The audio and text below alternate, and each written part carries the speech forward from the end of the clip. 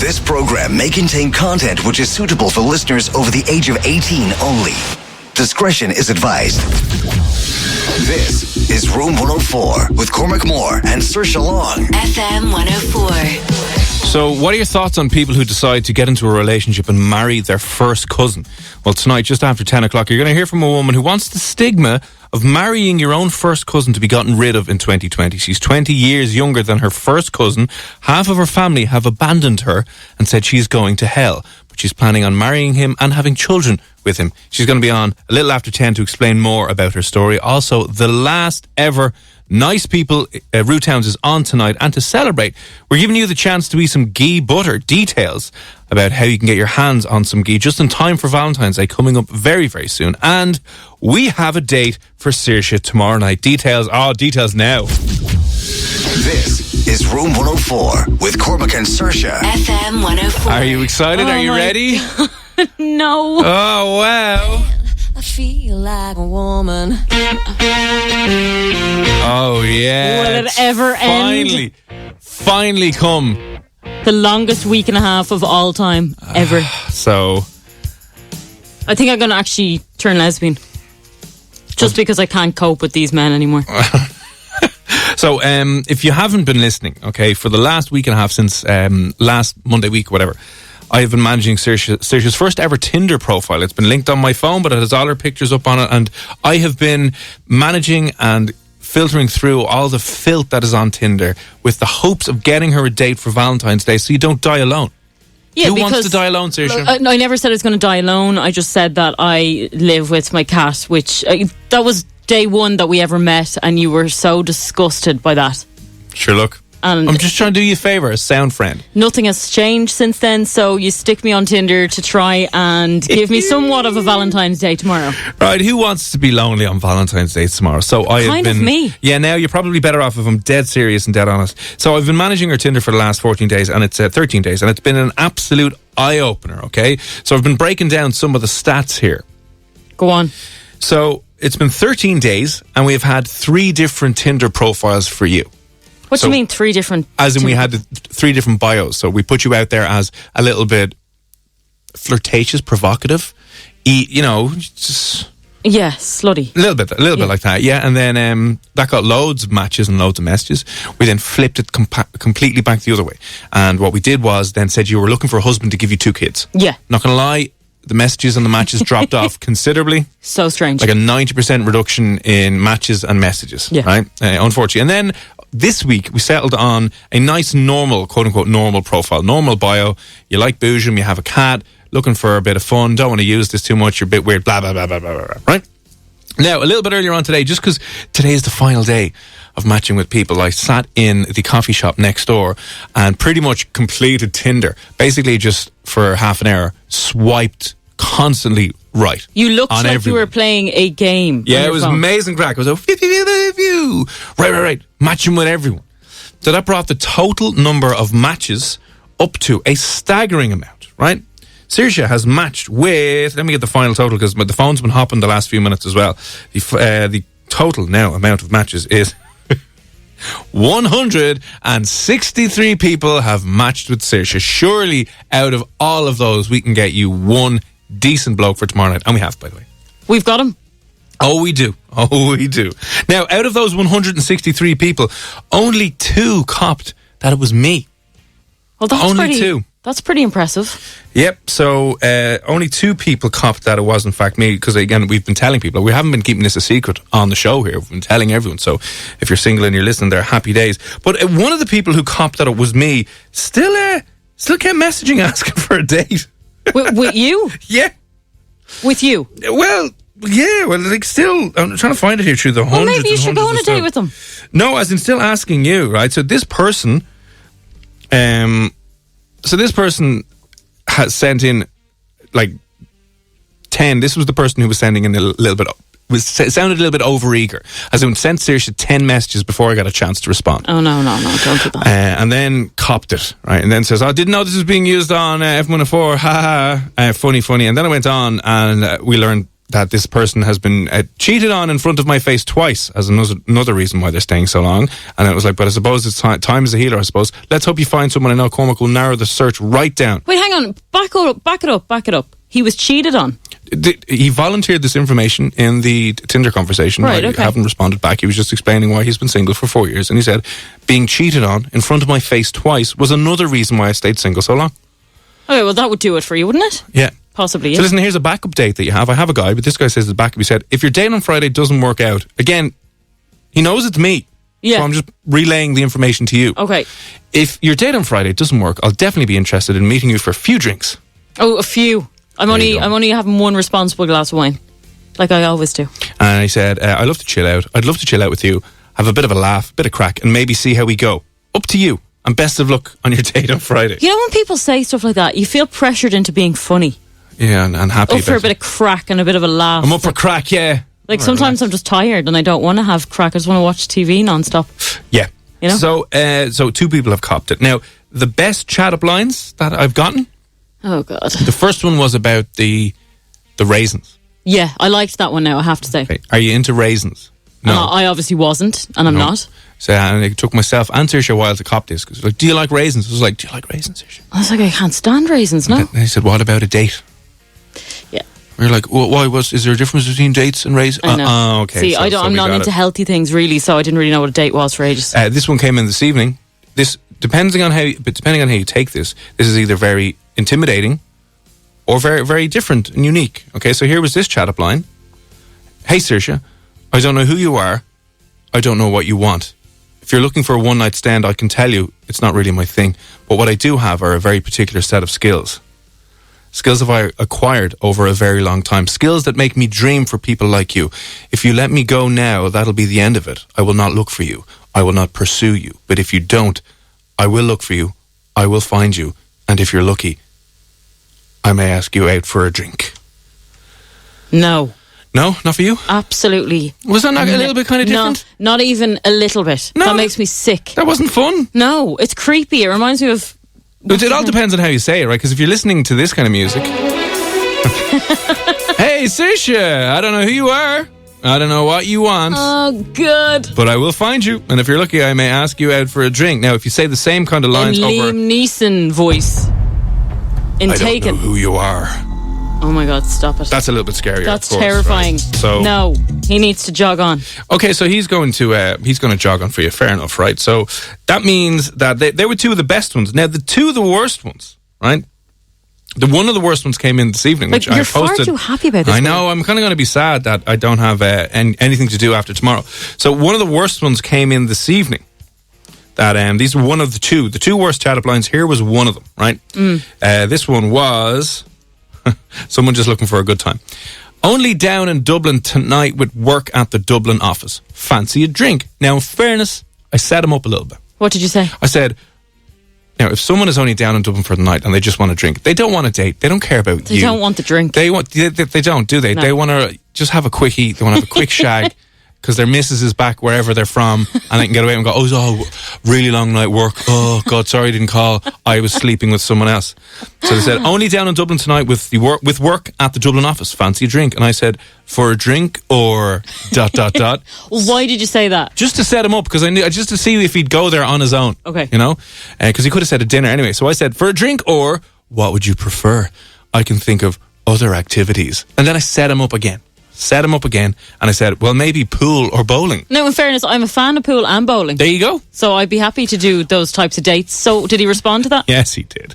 Maybe pool or bowling. And he says, balls will be involved. He said balls will be involved. He said balls will definitely be involved. Now, maybe he's into tennis or squash. That's I just his don't response. know. Balls will be involved. That was his response. So well done to the second worst chat-up line. Wow. And obviously the winner of the first chat-up line, if you missed this last week, this was one of the very first ones that we got. And again, a trigger warning because it's horrifically inappropriately graphic. This was based off Saoirse's first Tinder profile where I said, I'm a little bit inappropriate, which you kind of, I am, but not in that way. All right, so... so on Saoirse's Tinder bio, it said, I'm a little bit like being a little bit inappropriate, like a boujum, blah, blah, blah. And this was her more aggressively flirtatious profile, which obviously attracted the bottom of the barrel when it came to Tinder, because this was one of the first messages that we got. It said, I see you like some inappropriateness, Saoirse. I thought I'd take the chance with a super like to catch your attention. Your photos definitely caught mine. Your legs in particular. Fair play to them. They reminded me of an Oreo. If we get along, hopefully I'll get to split them and eat the good stuff in the middle. No. Like, I am sorry I even said that. That is No. disgusting. We're on in a garage somewhere and there's people in the queue looking at each other going, I just want to pay for the petrol and a car wash. Get out of here. Sorry about that, right? You should be so embarrassed for your sex. Like, this is Hashtag just not all men. all men. All of you. Absolutely Hashtag shocking. not all men. Can you imagine a woman doing that? No, I can't. No. They were brought up better than us disgusting men. It's disgusting, Jesus Christ. So out of the 163 matches, out of the horrific chat-up lines, the naff ones, the corny ones, we whittled it down to 3 people last night.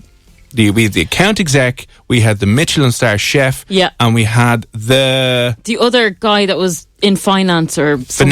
finance, the finance guy. Now, who got chosen? So See, I was going for the second guy from what you were telling me until you said he starts dancing. yeah, and I found out what type of dancing it is. No, I love dancing, by the way. I love a good dance. You know, you see me on nights out. I can't sit down for too long. I have to be dancing. Yep. I don't want somebody dancing with me.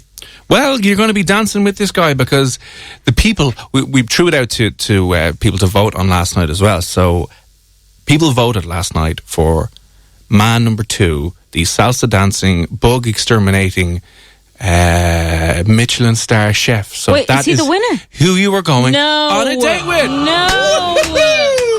No. What kind It of is dancing all does he over. do? He does salsa dancing. Salsa dancing. At 4 o'clock on a Tuesday or Wednesday, yeah? So No, we have I found don't you a like man. that. We have found you a man. I should say found you. You may thank everyone who voted I yesterday. don't want a man that dances salsa. He can cook. He will look after you. He likes wine. And then starts salsaing around the kitchen. Salsa, salsa, salsa, salsa. Oh no! He will dance while he is cooking and whisking you away. So it's been confirmed. He is free tomorrow night, 6 p.m. for your first ever Tinder date, blind date. What a man. And thank you. If you voted last night on the show for man number 2, thank you very much, because it has been done. It has been dusted. The location has been confirmed. The table has been reserved. The string quartet are on their way tomorrow night. The flowers have been bought. The rose petals all over the table. The candle in the middle. It's going to be beautiful. I'm going to be hiding in the corner somewhere just to see how you get on. This could be love. You could be. This time next year, we could be at a Room 104 wedding. This time next year. Yeah. Are you mental? Yeah. At least 10 years. No, I mean, listen. You could be. And if it all falls to bits, you have the other guy there as a backup. You know, who said, if it doesn't work out, give him a shout. I'll go for a drink with you. Oh my God, I'm so nervous. I can't go for a drink because we're on air, so I only have pretty much from 6 till 8. Yeah. That's all the time you need. Honorary mention to the dominatrix man with the wooden spoon who wanted to spank me, right? Explaining what kink was. Honorary mention to the couple who I was talking to who were looking for a third person for a threesome. Yeah. And honorary mention to the man who works in a very big tech company across the way that we can pretty much see out the window, who's cheating on his wife. Okay, I'd love to give his name away. He blurred his face out in every single photo up there. He said the wife knows. Tried to get us to go back to his place on WhatsApp so he doesn't have to open Tinder. And is cheating on his wife. So this is the dude's only 29, married at 29 and cheating. Why would you even bother blurring your face? Just come out and say, just feel like, look, it didn't work. Didn't work. So if you've any other tips or pieces of advice for Saoirse for tomorrow night, let us know. 087 679 104. Like, what are you going to wear? I don't know. So I put up an outfit earlier on because it was kind of casual, because where I'm going. You put up an outfit. Saoirse took an opportunity to put her hoop up on Instagram. I did put my hoop up on Instagram. Because hey, what do you think of my hoop? Should I wear my hoop out tomorrow? Yeah, should I? Yeah. That is the question. Because we're going somewhere that is not a restaurant as such, and it's 6 o'clock, so it can't be fancy. I can't be wearing a dress. So do I just wear the Freddy jeans that make your bum look a little bit better than usual, and maybe a black t-shirt, or do you wear what you wear, or do you go a little bit fancier? Now, the only thing I would recommend, you might not know this, but the last 3 pairs of jeans that Saoirse has had have unfortunately ripped. Right, so she's burst out of them. We're not going for food anyway, are we? I know, but I'm just saying you'd be sitting and standing and you never know. So I was going to recommend to her that she maybe stay away from the Freddie G, just in case you don't want to have an embarrassing situation where you're like going to grab your bag or get your coat and it's like, okay. What do you do in that situation, you know? Oh, God. Okay, well, I'm going to have to pick the outfit tomorrow. I'm getting my hair done at 11:15. Are you? Yeah. So I'm getting it to blow dry. Oh, and I'm going to do my tan. Do you have your tan done yet? No, I'm going to do my tan tonight. Oh, lovely, yeah. Very late in the night, yeah, so. And then tomorrow night, 10 o'clock, we will be getting the wedding invites ready. You could be just text wedding and Saoirse to 087 679 7104. We'll be putting the draw to get one of the limited tickets to Saoirse's wedding with our Tinder man. And I hope I have picked someone that you will like. I think I have. The only reason that I'm openly talking about this, otherwise I wouldn't. If he knew right now that we're talking about this, I would say nothing. But he has no idea that you're behind setting us up or whatever. Nope. What if it does go well? There you go. I know, part of me is kind of excited. I could be your maid of honour. honour. I could be your maid of honour. Well, I'd have to say thanks in some way. You would? If we did end up going out. But look, I don't want to jump ahead of myself here. You know, I don't even know what he's going to be like. Listen, who's to say that Tinder isn't a good place to find a decent, respectable man? Well, my friend is married to a guy she met on Tinder. There you go. So it can happen. So there you go. If you can check out Saoirse's Tinder or Saoirse's Instagram and my Instagram as well, where some of the lewdest messages that have ever been sent are up there, documenting this beautiful journey. Thank you for staying with us and being part of it.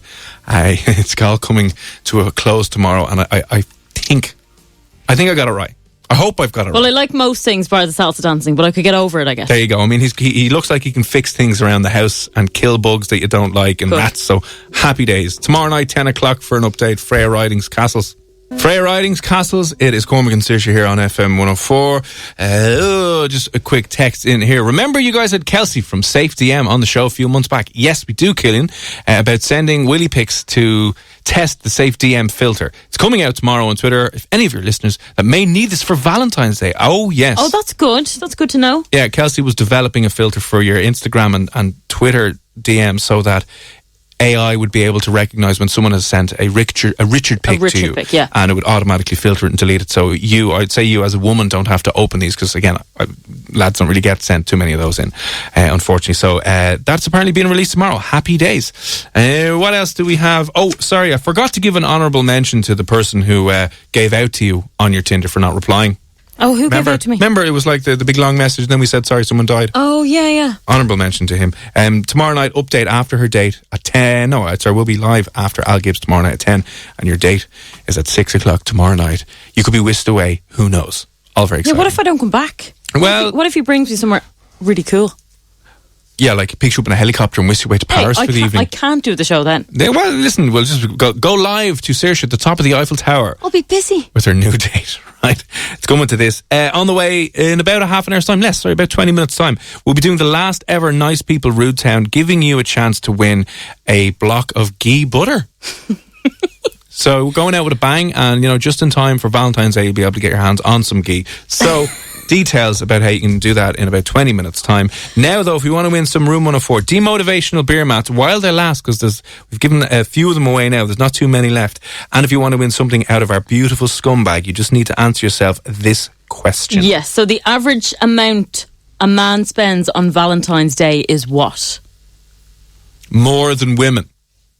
Because we live in this sexist, it's a woman's matriarchal world where women get everything and men get nothing. It's a woman's day, let's be honest. It's Hallmark's Day. Let's call a spade and just hand our money over to the big company and go, there you go. It's a day you appreciate the woman in your life and you say, I do that every day. No, I don't need a card and a day to come out and say, oh yeah, thanks very much, yeah, fair play to you, Yeah, but do you do that every day? No, I don't. No. So at least tomorrow you can make sure to do it. So we're equal. Oh, I'm not sorry, honey, I'm working tomorrow. But you're not in the morning. Oh, gym in the morning. Sorry about that now. No, you have to send her some roses or something. I don't have to send her any roses at all. It's all a scam. It's not a scam. Anyway, the average amount men spend on Valentine's Day. If you think you know what it is, if you're a dude, how much did you spend? Like again, I've spent zero. What do you mean you've spent zero? Nothing. Not even a card? Not even a card. Like, that makes me sick. It's disgusting. If I was her, I'd break up with you. You know what? Yeah. Maybe like, there's men out there that will look after her and send her a card and flowers and chocolates. I know. I know, but who'll keep them on their toes? It's my job. Will she get some? Will she won't? 087 6797 104. You can text or WhatsApp that number. Answer the question. The average amount that you as a man will spend on Valentine's Day is what? I suppose you as a man in a relationship will spend on Valentine's Day. Yeah. Because, you know, if you don't have somebody there to buy anything for. Yeah, well, I mean, maybe somebody that you're not with, but you care about a lot. You'd like to stalk and send in some messages and send a secret admirer kind of package. So you might send something that is pricey enough as well. Yeah, there you go. How much do you think it is? 087 6797 104. We will take some of the guesses next. We'll play Everyday Life. It's Cormac and Saoirse here on FM104. Still to come after 10 o'clock. Someone who is having sex with their cousin and wants you to stop thinking that it's weird. Yeah. All right. She's marrying her first cousin, I should say, by the way. It's legal. Yeah. It's not illegal. No, it's perfectly fine. It's even legal here, by the way. So half her family have apparently abandoned her, and she would like people to stop judging others who decide to enter into a sexual relationship and marriage with their first cousin. That's coming up at 10 o'clock. Now, if you want to win yourself some Room 104 beer mats, and if you want to win yourself something out of our beautiful scumbag, you just need to answer this question. Yes, so the average amount a man spends on Valentine's Day is what? Oh, text or WhatsApp your answer 087 6797 104. Now, what's the most you have ever spent on Valentine's Day?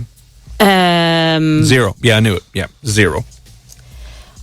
Yeah. We're such a I bought, persecuted no, sex. that's a lie. I've probably spent €2 on a card. You know, in the Euro shop. Yeah. You'd go there. You wouldn't even buy him something in Brown Thomas, no? Jesus, no. Okay. Why would I get him something in Brown Thomas? Because just maybe he's worth it. I don't know. Oh, no, I've never bought anyone anything for Valentine's Day. It's a girl's day. It's a girl's day. It's 2020. I don't care. You want your equality. Hang on. You want your equality, and you want all your equal rights and equal pay and equal representation. Now it's time to get your equal wallet out and start. If you want to be a girl like that, that's fine. I'm not. I want to be shown. You're setting a bad example. I want to be shown and appreciated on Valentine's Day. Well, what day do you show and appreciate your man? This is a day of love, not every girls' day of love. the week. Yes. I don't even have a man. Shut your You will tomorrow night, though. I will tomorrow night, yeah. Right. 087 6797 104. What do you think the average lad spends on Valentine's Day? I would say it could be a stupid amount of money. I'd be say like 100, 200 quid. Because if you're going out, you're expected, because of people like you, Saoirse, you're expected to pay for the dinner, which Well, can if be you very, don't very do it, expensive. With a bottle of wine, very expensive. If you don't do it, someone else will. No, they won't. There's always another guy that will rather take your girlfriend out and wine and dine her. So No. So if they're paying for the meal, the meal, they're also expecting chocolates and flowers. Like, flowers are very expensive.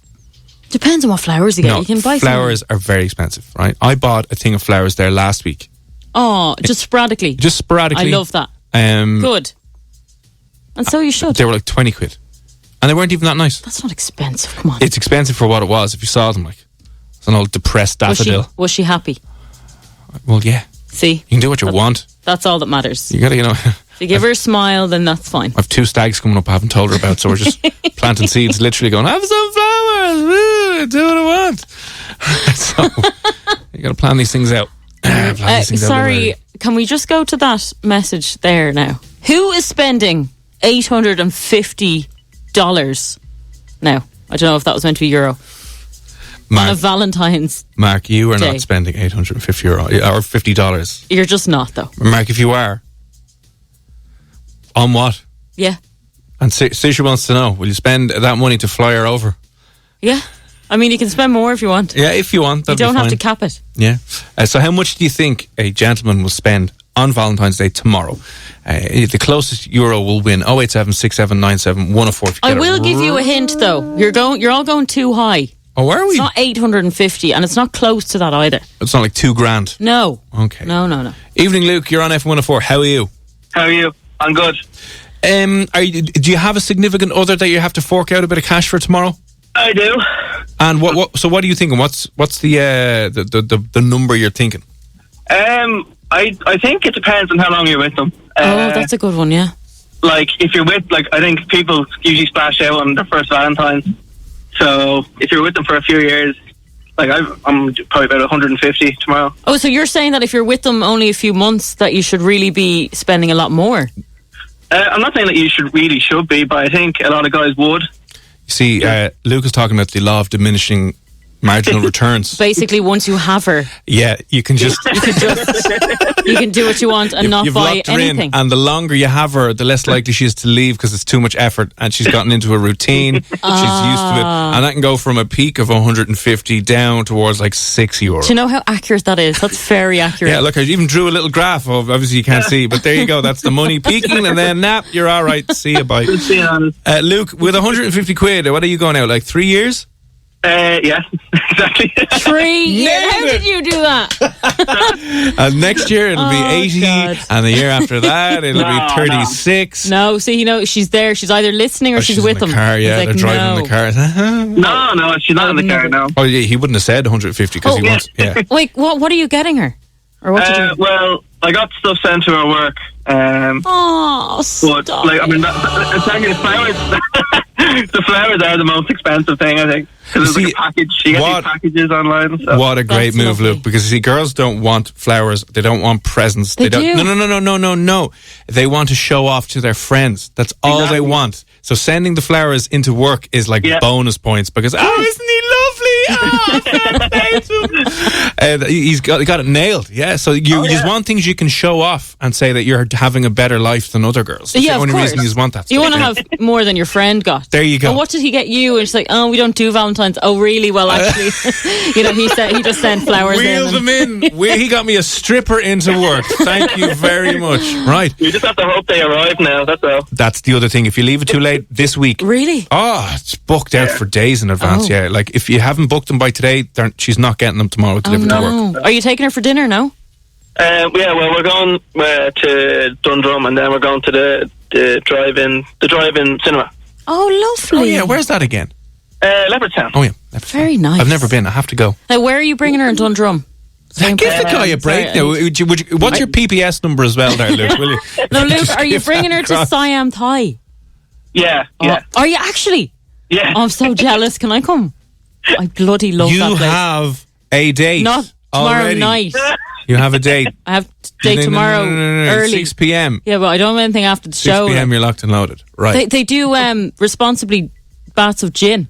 Oh, do they? Responsibly, yeah. You can have one glass responsibly. So listen, Luke is saying he's going to be forking out. Thinks the answer is the average amount that a man will spend on Valentine's Day tomorrow is €150. Is that correct? Luke, do you know what? You're so generous because no, that's too high. Oh, is it? That's actually too high, yeah. Too high. Yeah. There you go now. We're going to have to rework our graph. Now Luke. Luke is going home going, I didn't need to do that. Yeah, he's like, I'll cancel the dinner. Yeah, I do. Straight to the drive-thru, man. Don't worry about the dinner. Get some popcorn, you'll be laughing. Listen, Luke, you haven't won our top prize out of our scumbag, but you have won yourself some Room 104 demotivational beer mats, all right? Oh, brilliant. Cheers. Thank No you very worries. much. Enjoy tomorrow. Tell her we said hello. Have a good day. Bye. Bye. That's Okay. so cute. He's sending flowers into work. Genius move. That is a genius move, He's 'cause it's peaking lovely. 3 or 4 years, and then after it, it'll be like, hey, listen. How awkward would it be, though, if 10 of the girls in work got flowers sent in? And one girl didn't. No, but just, you want to be the only one that gets flowers sent in. And then suddenly the other girls are wrecking your buzz. Yeah, they're ruining it. Right, somebody who is this has WhatsApped in saying, is it €200 and upwards? No, it's not. That's a huge amount. No, Yeah, it's it is. lower than that. I will give you a hint. It is lower than €50. Would you stop? It's lower than Are you €50. telling me I can get away with spending less than €50? I'm not saying that that's okay. It's the average. Okay? Do you want to be average? Yes, I just want a normal, wanna be average. life. I don't want any stress. If you don't want to be above average, that's fine with you. I don't. I Yeah. want to be like everyone else, just average. I'm going to ask your fiance whether she wants average or above average because I think she deserves above average. Let's be fair. Come on now. We're all average. We're all the same here. Let's all just have an average day tomorrow. We're working tomorrow night, can't even take her out. See, you're worried now your friends are going to outdo you. No, I don't even. Here's the thing. I don't even see my friends anymore, so it doesn't matter, right? Because when you get engaged, You're not married. Oh, what are we doing this weekend? Oh, another wedding fair. Oh, I'm so delighted. More lads in suits dancing on a catwalk. You read my mind. Oh, wow. Yes, honey, of course we need to look at more backdrops. We fairy light backdrops. Yeah, like I spent all of Sunday doing this. Conversation with the priest. Okay. And I'm just having a slight nervous breakdown here on air. All pressure's all getting too much, right? Good evening, Katrina. How are you? Very good. How are you? He's just, good. he's losing his mind, but it's fine. So we're slowly getting there to the end of the week. Katrina, what are you up to this evening? I'm just on my way to my mother's to plant a Valentine's card in our porch without her knowing. Oh, that's really sweet too. Although, just there's something really creepy about a secret admirer card thing. Oh, she'll love it. Really, I'd be so creeped out with that now. Have you ever done that for her before? Yeah, I have. Oh, But she has to figure out that I do it. Like, I don't do it every year. I kind of mix it up. I like that. Yeah. I'd be so paranoid and want to know who it is. I'd be going to get a forensic test done on it and everything. Try and figure out. She's 76 and she's loving it. And then I put the dirtiest, what you call it, I could find phrases on it. I swear to you, dirty Elmer. Sure, everybody needs a bit of that on Valentine's. Who needs a bit of filth of a Friday evening? Sure, why Happy not? days. For a 7-6-year-old, you know. It's a good idea for my mum. Oh, there you go. Yeah. A sneaker little card in. Yeah, right. So, Katrina, what do you think the average spend is then for Valentine's Day? Believe it or not, I think it's around 20 quid. 20 quid. It's like a teddy, a card, maybe a box of chocolates. Yeah. You know. It's usually depending. And to be fair, it's a nice thought, like, but I just think people have got too hung up on it, and I think it's too commercialised. So I think normal people probably would spend that. You know. No. Thank you, Katrina. Saint Katrina is being I actually disagree. I just put think into it's the a Hall of great Fame here now on Room 104. I just love. I love. Do you know what I love? You know what? My love is so priceless that you cannot put a figure on it. So why would you even try? I love at about 7 or 8 p.m. tomorrow, all the men legging it around town with a bunch of flowers in their hand that they've tried to get, and they're all withered. I cringe at that. I love Oh, it. do you actually? I feel like stopping them and asking them where they're going, who they're giving them to. I'm so nosy. But you know, no, it's not even in town. What you'll see it more is in garages. Yeah. On the way home. Yeah. Because that's what I always do. It's like, oh no, I need some petrol. Oh, Look, it's a thought that counts. Anything. I have to get some bouquets for her. there you go. No, a card is lovely. A card and, of course, chocolate and flowers. You're going I in. think a card is thoughtful. If they put a bit of thought into what's on the card, I personally would prefer that. I'd be happier with a thoughtful present, and it wouldn't even be the monetary value, like, would it? It's the thought. Would you be expecting? Would you be expecting like 20 quid in the card though? I always expect money on a card. You know. And you're very disappointed when there's no money. Yeah, like, Katrina, at the same not even time, a tenner. Come on. You know, people say, I don't want a big deal made of it, you know, I just want a card and flowers and whatever. You're not going to say no to a lovely necklace or a bracelet or a ring. Oh, hell no. But, like, you know. See? Like, no one's going to say no. You are shafting me out of this now. She'll be expecting diamonds She tomorrow. I'll should. be like, no, you're all right. She got one recently. She should get another one. It's on a ring finger, no. Do you know what you should give her? An eternity ring. What is that? That's the one that you give her after you get married, usually. And just it's show Either it after up. marriage or after your first child. Come on. that's you're going to be with her There- forever. your hands will be falling off with the amount of jewellery you get Beautiful, on. Me here with nothing. Yeah, but she needs to show her friends that you love her more than the other husbands love her. There, She's other husbands, does she? She's got 7 other husbands. No, I'm competing with here. her friends' husbands, because they probably didn't get an eternity ring. So you need to get her. You haven't one. got a card, it's box of chocolates and a teddy. I could leave the teddy now, to be honest. I have a cat. I don't need a teddy. Listen, before I get myself in more trouble, Katrina, you were saying how much is the average spend tomorrow? I'd say €20. Is Katrina correct and right? Katrina, you're a bit low there on 20, but you're not far off it, really. But it's not the right answer. No, see, I didn't think I would be. Yeah, you're not hugely far off it now. You know? Listen, Katrina, unfortunately not the right answer. Nothing out of the scumbag this evening, worries. but we'll give you some Room 104 beer mats anyway, all right? Yeah. Cheers, thanks a million. Take it easy, Katrina. Bye. It's probably the Bye. See you later. It's probably the difference between a more expensive teddy bear and a less expensive, like depending on where you're getting your teddy bear. Or where That's you're the getting- price difference. Where you're getting Really. your flowers from. If you're getting your flowers from the neighbour's front garden, or if you're actually going into a flower shop and, Exactly. and getting a big fancy bouquet. So the average amount that men, unfortunately, we will spend on Valentine's Day, women is what, minus €48? They don't even include women in this because it's a woman's day. You know, it's like International Women's Day and Mother's Day. It's our day. And Valentine's Day. See, this is. Do you know what? This is actually the day for people like me. I'm not a mother, so I can't celebrate Mother's Day. Mm-hmm. International Women's Day, people don't give presents. So this is the only time I can I can actually receive a present. No, I can't. And be proud of it. Well, depending on if he brings you a present tomorrow night. Oh yeah, I never thought about that. Oh, imagine he brought you a diamond necklace. I'd have to get a price and see if he's average or not. How much was that? Sorry, can you bring your receipts tomorrow, Mr. Date Man? Happy days. Good evening, Mark. What's the story? What's the story, folks? Are you up to anything fun this evening? No, working. Usual. Working for that Valentine's present you're getting your loved one tomorrow, is it? That's it, yeah. Yeah, thought so. Oh, God. That's all that men should be doing. Working hard to pay for us. I'm joking. That's it, yeah. Welcome to Room 104 in 1968, where women aren't allowed work after they get married, and we're all having a good time here. Mark, what are you saying? What's the figure, the average amount that you're going to have to spend on Valentine's Day? 45. Ooh, 45 euro. That's precise. Yeah, it's very precise. Is that what you're going to be spending tomorrow, Mark? I've spent that in flowers alone, without anything else. Oh, did you? Now, Mark, when you say you were working, you weren't robbing the place, were you? No, I wasn't, no. Right. That's them chasing me now, dude. Yeah, I was going to say. It's like the gig's up, leg it. Be $4,500 to be spending on it tomorrow if it all goes well. God, Cash money. if you were to spend, if you'd set aside a budget of 45 euro and then that was the flowers, you'd have to write, Happy Valentine's Day on the flowers themselves. Why? Because you can afford the card? Yeah. Yeah. Oh no, you could make her a handmade one. You could just get a piece of white paper. Get a bit creative. You rob a bit of paper out of the work printer somewhere and just fold it up and go, here, just take that. I don't care. Yeah. €45 Mark is saying, who's being chased by the police at the moment, the guards. Is he correct? Oh, you're disgustingly close, Mark, but no. I read something on it today, didn't I? It's something like 42.50 or something. It's in your head there somewhere. It's there on the tip of your tongue. Oh, hang on there, Mark, for a second. Richie, what's the story? How are you? I'm great. How are you guys? We're good, Richie. Is there a significant other in your life, Richie, tomorrow who's getting a certain amount of money? Absolutely. I'm cash and carried now at this stage now. So. I love this now. We should have this love show. Let's just make it into a whole Valentine show. All the men spoiling their women. And then all the weirdos messaging you on your Tinder, and it'll just be a lovely mix of absolute mayhem and carnage and hell. Right, so Richie, how long are you with the missus? I'm married about 4 months, but I'm married about 4.5 years. Oh, congratulations, so sir. Cute. Yeah. Not able. Yeah. How did you enjoy getting dragged to all the wedding fairs?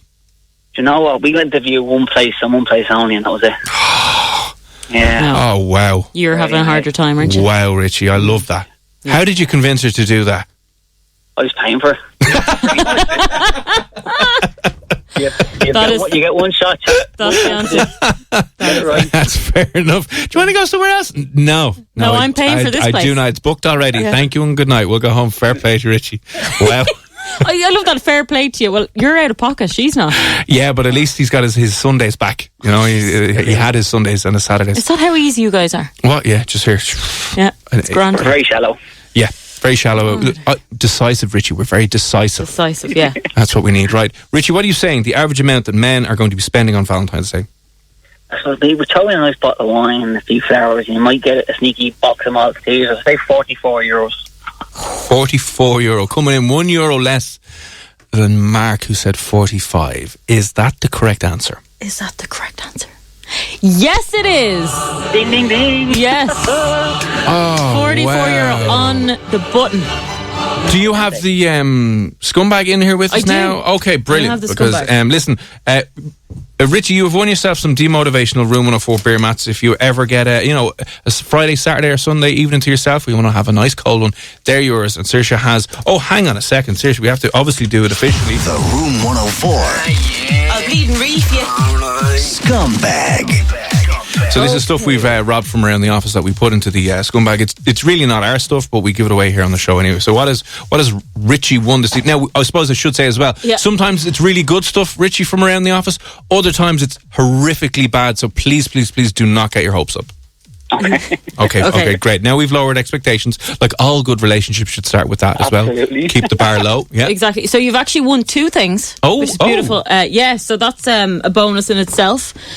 Wait till you hear what you won. So first off, you have won yourself some brown sugar. It's a little sachet, white hat it's called. Wow.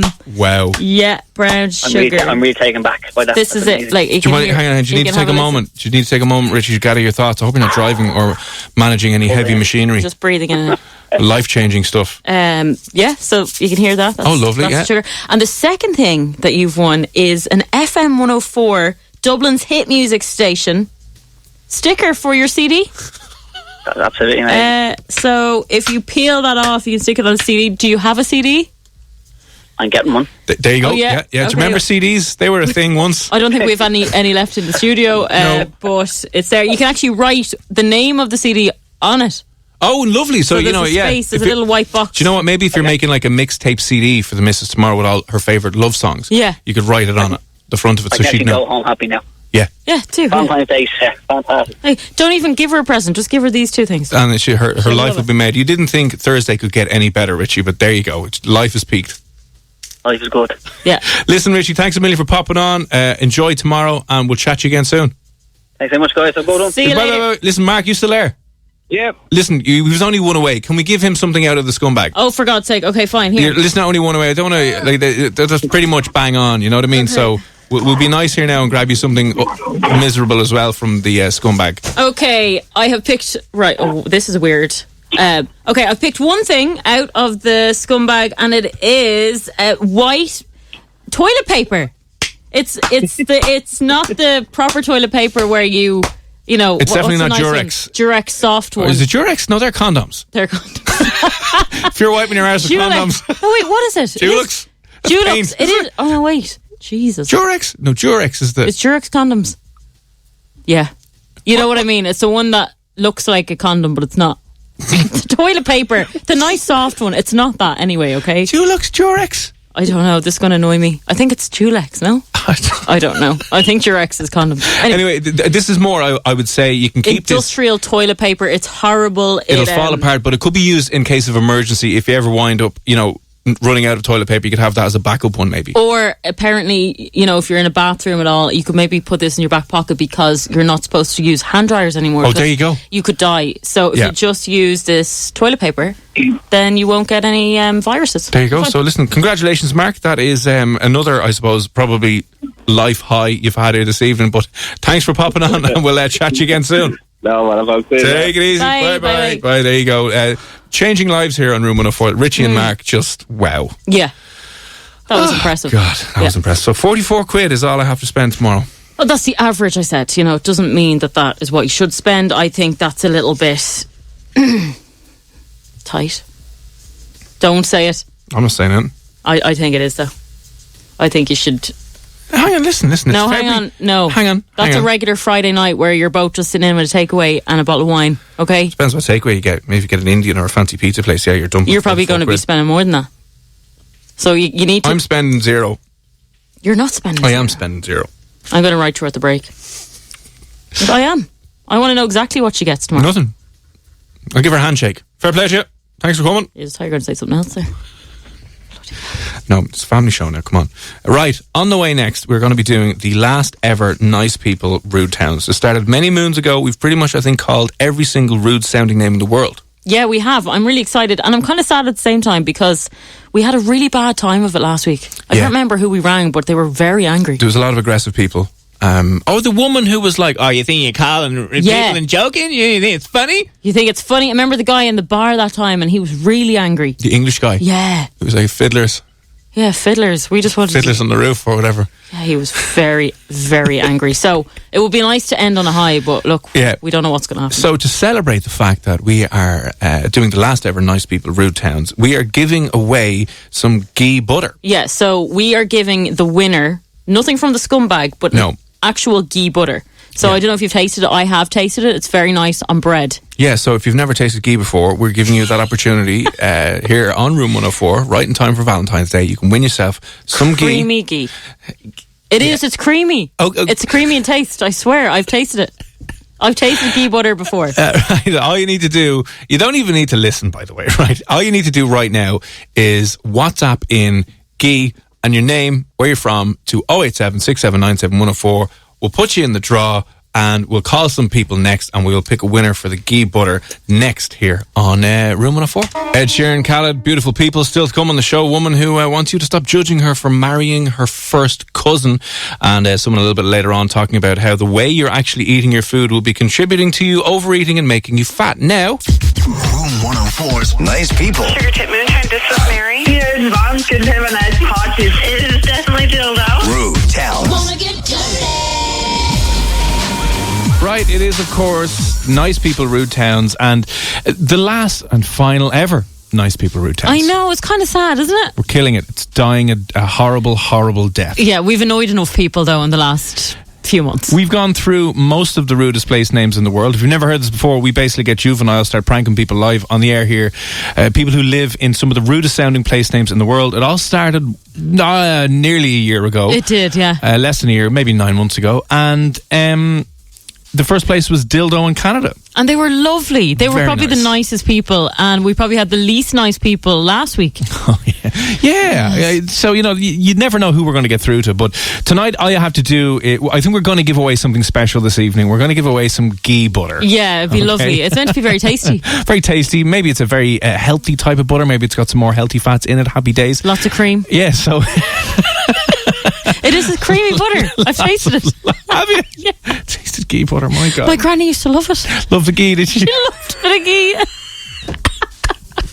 Right. So you get the idea. Listen, we're not even going to ask you to vote on who the nicest person is. Just text ghee and your details to 087 679 7104. And even if you don't want to win it, because we're on, obviously, the last live show of the evening, can you just load up the WhatsApp with ghee, so when Jim and Nobby come in the morning, they open up the text, they're like, that's what all in the they name see. of God? So we can get an awkward email off HR going, hi guys.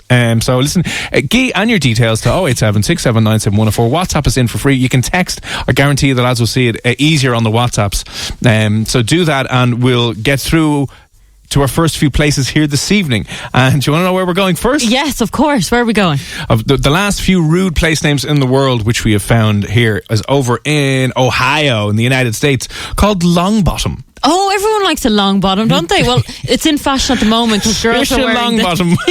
girls are wearing the trousers up to their boobs. Yeah, and they're giving them a longer bottom. Very long bottom, Right, yeah. okay, so we're going to give, there's a few different places there. There's not a lot of places there, but there's a water treatment centre or something in Longbottom. So we'll give them a call and see what we can do. So Dick Longbottom is ringing.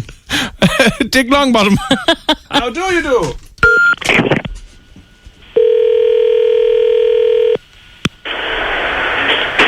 Water treatment plant.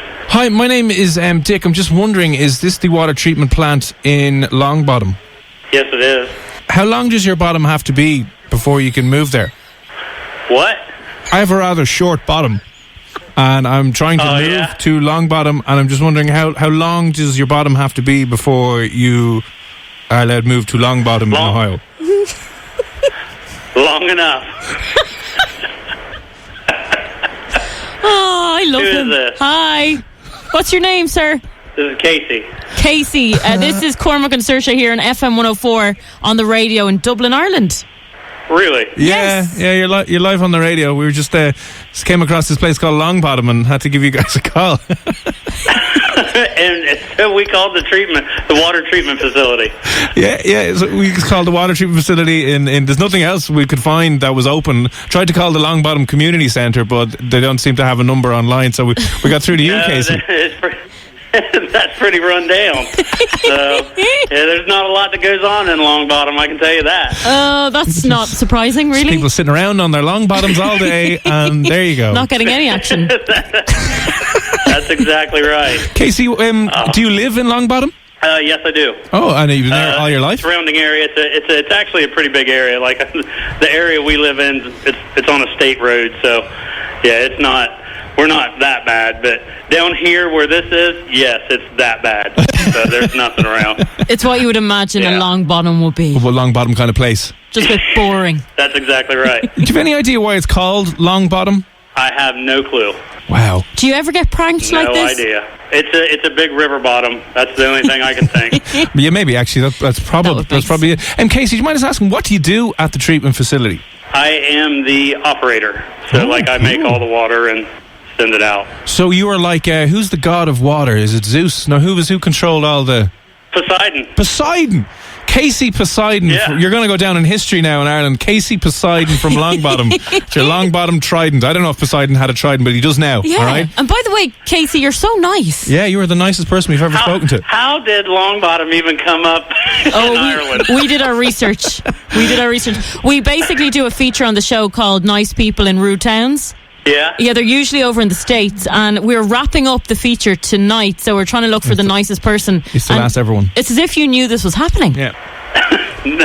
No idea. You were just waiting by the phone for us to call. Because we got so many. I was. We got so many rude people last week that it's a pleasure to talk to you, Poseidon, finally, to help wrap us this feature. This is amazing. We'll talk to Casey all night. I know. But listen, Casey, we've one or two other places to call this evening, but people usually vote for who the nicest person is that we get through to live here on the radio. So the texts are coming in thick and fast. You're winning by a mile. We haven't even called anyone else. I don't even think we'll give them the opportunity to vote for everyone else. But Casey Poseidon from Longbottom, you are, I think, one of the nicest people that we have ever spoken to here on the radio. Well, thank you. Keep up the good work, much. Casey. And we'll lead you get back to treating the water out in Longbottom, and we'll chat you again soon, sir. All right, thank you very much. Bye. God, can you get any nicer than that? He was pretty nice. He was insanely nice. What All else the do you patience. do? What else do you do at Longbottom? I don't really know. He was having a conversation like he knew us. Yeah, we were friends. I love that. Right, so again, you just need to WhatsApp Ghee for your chance to win some Ghee butter here on Room 104 087 6797 104. And we only have one, so we can only choose one winner this evening. You'll all be put into the draw, so if you just text in, you'll get to know that you're in with a chance of winning the Ghee butter, but also weirding Jim and Nobby out when they open up the text in the morning. Yes, that's exactly what we want to do. Right, do you want to go up to the UK to see how nice they are? Yeah, that'd be great, yeah. It's a place in the UK that's gone, I don't want to say it's had a little bit of struggle over the last while, right? There's a place in the UK that has a bridge in it, and the bridge is called Tickle Cock Bridge. Now, a few years ago, they tried to get the name changed. Oh, no. And then there was uproar. Because they were embarrassed about the Tickle Cock Bridge, and there was a Channel 4 documentary on it. I don't know why they would be. And then the lads in the suits, the politicians, changed the name to Tickle Cock Bridge. Oh. And then the locals had a revolution, and is now thankfully changed back to Tickle Cock Bridge. Brilliant. There's a pub right beside it. Obviously, we can't call it bridge, but there's a pub with a car park, and I thought maybe we would give them a little bit of a ring, and we'll just see what we can get up to at Tickle Cock Bridge. I'd love that, yeah.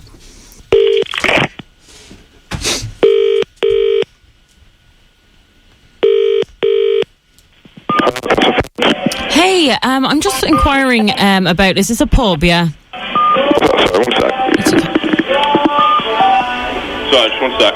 No worries. Hi, sorry, just can you repeat that again? Sorry, you're a pub, are you? Yeah, Castlefield. Yeah, you're right beside Tickle Cock Bridge, is it? What's that? I can't... Can you hear me? Yeah, I can hear now. Sorry, you're beside or nearby Tickle Cock Bridge. Yeah, is it? Yeah, do you do food in your pub? No, we don't do food, no. Do you do anything other than drinks, no? We just do drinks, we just do a bit of food. Do you do finger food? What's that, sorry? Do you do finger foods? No. Crisps or... We just do crisps, that's about it. Oh, crisps, okay. It's just I want to bring my boyfriend there just tomorrow for Valentines. Yeah, that's fine. Just because it's near Tickle Cock Bridge. It was always a fantasy of his to be tickled on the bridge.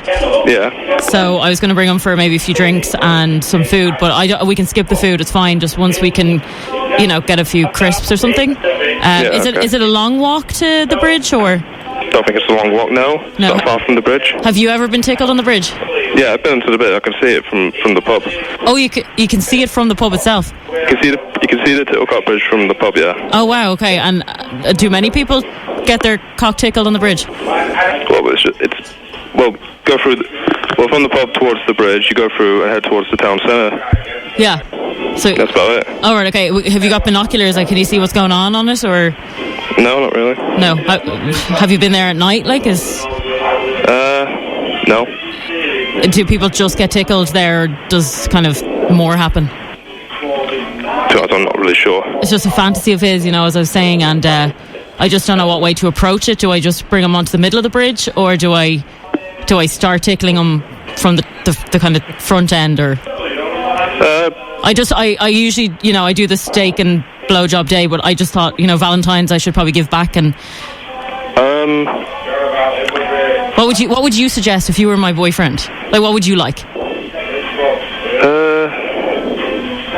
Do you like your cock being tickled, or do you prefer? To be honest, quite a few people just walk in and out, and the bridge is a bit big. It's not like a small bridge, or it's just...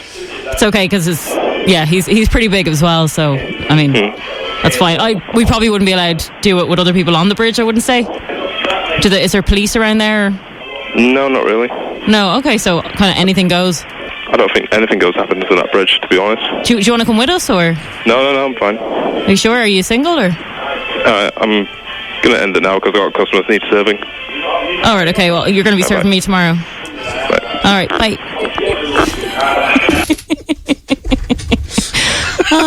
He was nice. I don't know if he got it or he just wasn't even listening to you, or what was going on. There was a bit of both.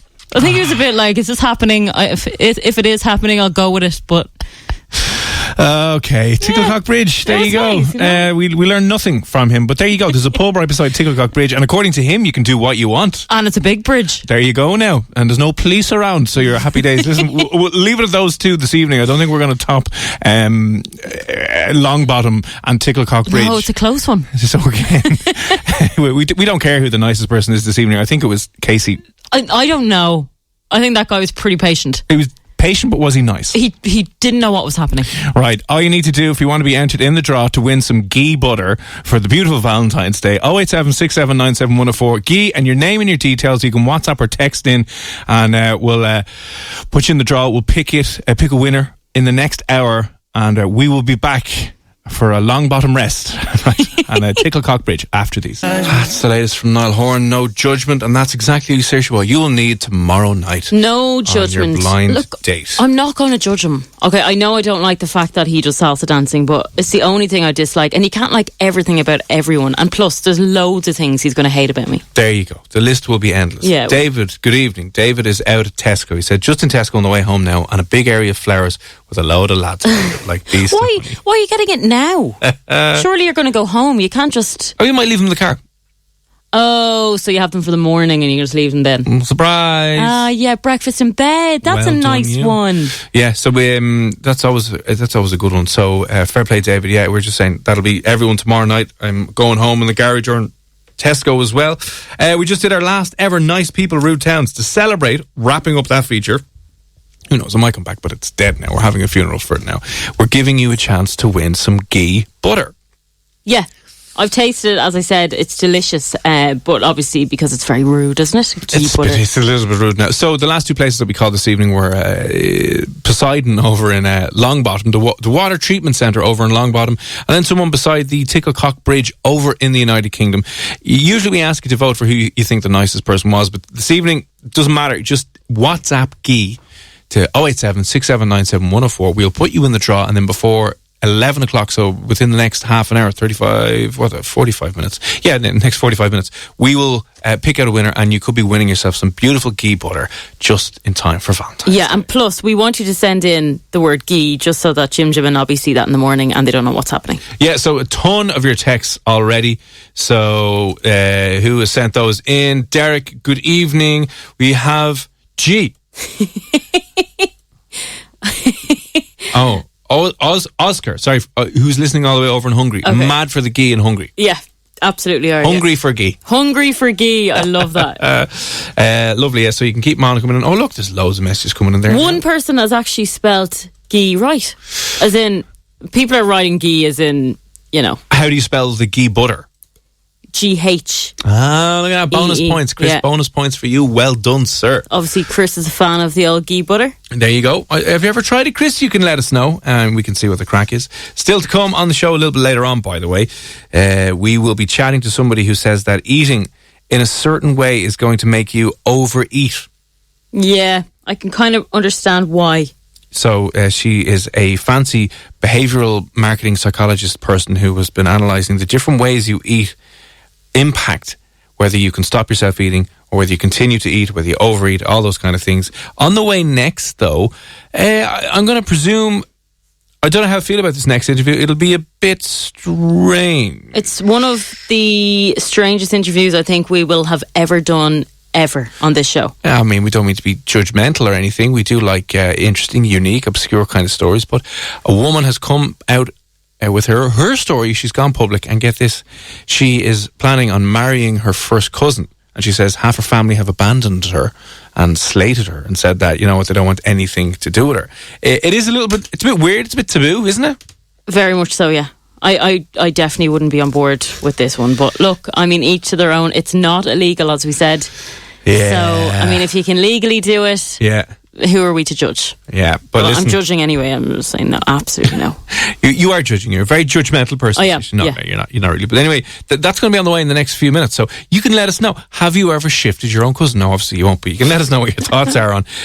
In 2020, do we now need to be that progressive where marrying your first cousin has to be celebrated? And if you're against it, you're a bigoted cousinophobe.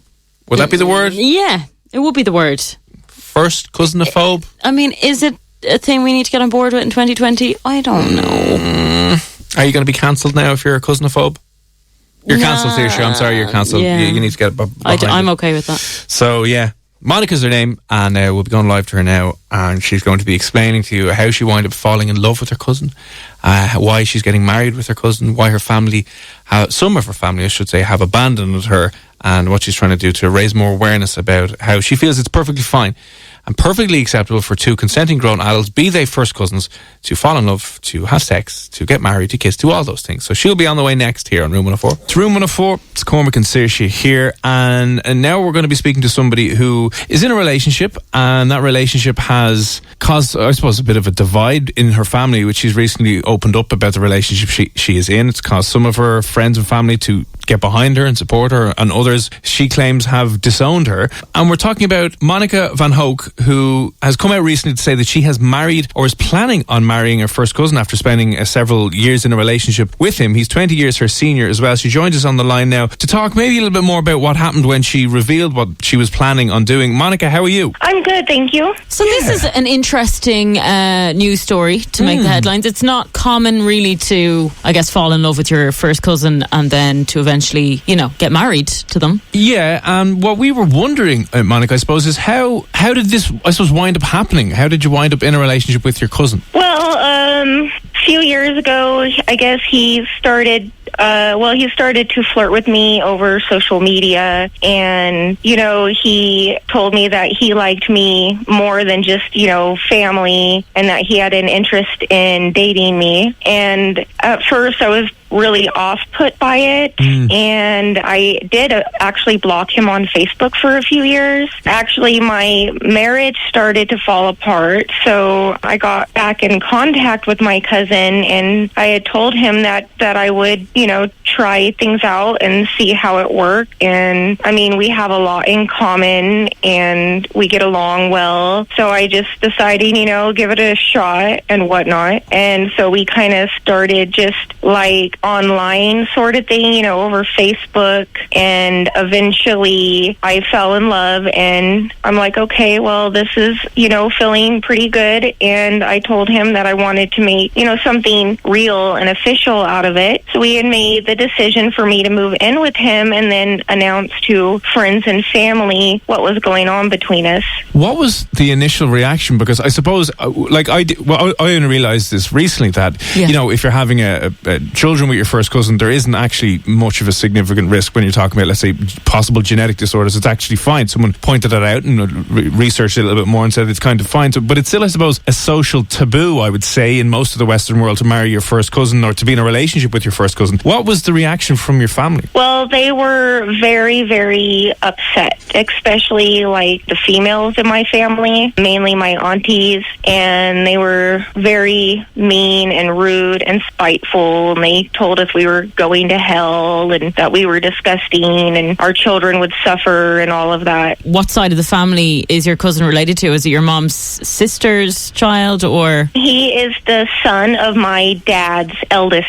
sister. Okay. And what do your friends make of it? They were just happy that we were happy. They were very supportive. Most of my friends are extremely liberal, so they didn't care. They're like, well, you're not hurting anybody and you're happy, and that's what matters to us. And the plan is now for you two to get married and start a family? Yes, we are getting married in August on the 24th of this year, and we do want a child together. So you don't have one together at the moment, but you're planning on doing that after? Yeah, I don't have any with him at the moment, no, but we are are planning on that, after we get married. So I suppose, how did you wind up going out on your first date? I know you mentioned that you were, maybe back and forth online and talking that way and building up the relationship that way, but what was your first date like? Did you feel in any way awkward or weird, or, was there confusion over whether it's just meeting up with your cousin for drinks or is it an official date? Like, how did that all pan out? It was pretty strange. Our first intimate contact was very awkward, and I believe we had to get really drunk. So, yeah, it was very awkward and uncomfortable at first, but,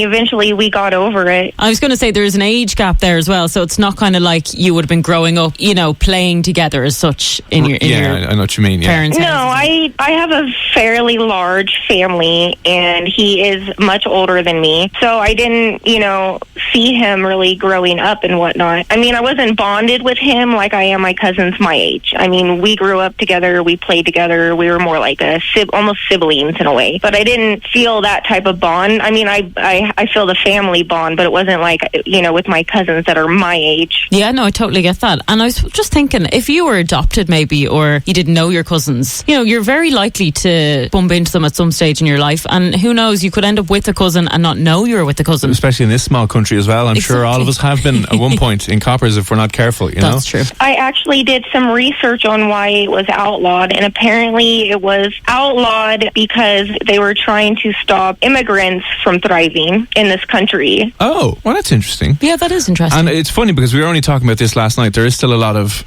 laws in certain states in America that are, we could say, old and archaic. We talked last night, it's still in Idaho and a few other places illegal for unmarried people to have consensual sex with each other, even if they're in a relationship. There's still laws on the books that go back hundreds and hundreds of years that are partially updated. But why do you think your family has had such, I suppose, it sounds like a really visceral, angry, or some of your family have had such a reaction to this relationship? Well, in the U.S., inbreeding, I suppose, has always been associated with, like, stupidity and low class, probably like white trash, redneck type people. And there's really just been this social taboo on it for so long because it was outlawed and people they don't understand it. And Einstein was married to his cousin. Now, I know you haven't had kids yet, but if you have children with your husband, I don't know if you have brothers and sisters and they have kids similar ages and, they're all grown up together, would you judge your own child, if they got with their cousin? I would not. I don't think that, cousin relationships are that bad. I guess if a family is doing it a lot, it does cause genetic problems, but that's referred to as inbreeding depression. But as far as I've read, is a little bit of that mixed in is actually, good for a bloodline, because you could have genetic problems from outbreeding, too much as well. Yeah, now I can identify that a few of my cousins are very good looking guys. They are. But I just don't think that I personally would ever be able to step across that line. Like, to me, it's more like a brother relationship. And that's how I feel with the cousins that I grew up with that are my age. So the age gap, but you think yeah, because I grew up around them, and it's more of that bond that I don't have with this particular cousin. I must have seen him maybe 3 times in my entire life at a family reunion. Yeah, so I suppose you've gotten, as you said, a bit of flack from your certain family members and different people like that, and it is still a social taboo in this Western culture that we live in to kind of be in relationships with your first cousin. What would you say to someone who's listening right now who just thinks thinks it is not normal, for want of a better word? Well, I would just tell them that, love is love, and if 2 consenting adults are happy and they're not harming anybody, then it shouldn't be an issue. It is 2020, and we are at a point in time where people are becoming very accepting of different types of relationships and whatnot, and I would think that it would be very progressive of them to be accepting of it and not cavemanish and like, oh, I don't understand that, so I don't like it type of thing. Where do you, I suppose, draw the line then? Is it cousins acceptable, but like brothers and sisters, I imagine, would be a no-no for you? Well, I think brothers and sisters is kind of dangerous because mean, most likely your chances of having problems with your children is very, very high. It's actually, you're more closely related to a sibling than you are your own parent. Actual historical proof of children coming from couples like that being fairly deformed, like the pharaohs of Egypt and whatnot. So it'd be more for the fact that, you'd be worried about passing on some kind of genetic mutation. Yeah, I would be worried of, the children being born and having an issue. But as far as I think if two consenting adults are not harming anybody or, forcibly sucking someone into their relationship, I think they should be free to do what they want. I mean, it is different. Yeah. I've never spoken to anybody personally who's in a relationship like you are, and thanks a million for being so open about it. Oh, no problem. Just, want to bring awareness to cousin couples because I don't believe there's anything wrong with it. Perfect. And you'd like to see for this year and going forward that people change their attitude towards couples who are in relationships with their cousins? Yeah, I would really like to see that, especially here in the U.S. where it's considered to be appalling. The stereotypes of, well, if you were with your cousin, you're obviously uneducated, white trash type of thing. Everybody assumes I live in a trailer and I live in a 5-bedroom, 2-story house. So yeah, so of course the perceptions can be different to reality. Monica, is there anywhere that you're either I know there's a few news articles that have done the rounds, but if anyone else wants to maybe follow you online, or is there anywhere online people can either learn more about your relationship or what you're doing? I don't have anything specifically dedicated to that, but I mean they could look me up on Facebook, I suppose. I mean, I'm not really worried about who knows and who doesn't. I'm very open about it. Well, maybe if anyone's listening, because it's not illegal in Ireland, if you are listening, you are falling in love with your cousin and you want to go further, as I said, it's not illegal. Nope. Love is love. There we go. And, we're in 2020 now. Yeah, well, listen, Monica, thanks a million for sharing your time and your story with us this evening, and very best of luck with the wedding to the cousin in the next year or so, and we'll chat to you again soon. Thank you very much, and have a great day. No worries. Please don't say my name, but in my culture, it's absolutely acceptable to marry your own first cousin. It's usually your first choice to marry your own cousin. Please don't say my name. We will, of course, not say your name. Wow, that's strange, isn't it? Well, it's strange for us because we're not used to it. I know, but I don't know how, if everyone starts marrying their own cousins, is that a genetic problem? I'd say it would be. I can imagine it would be. I don't know. We'll have to leave that up to the doctors to tell us. We'll leave that.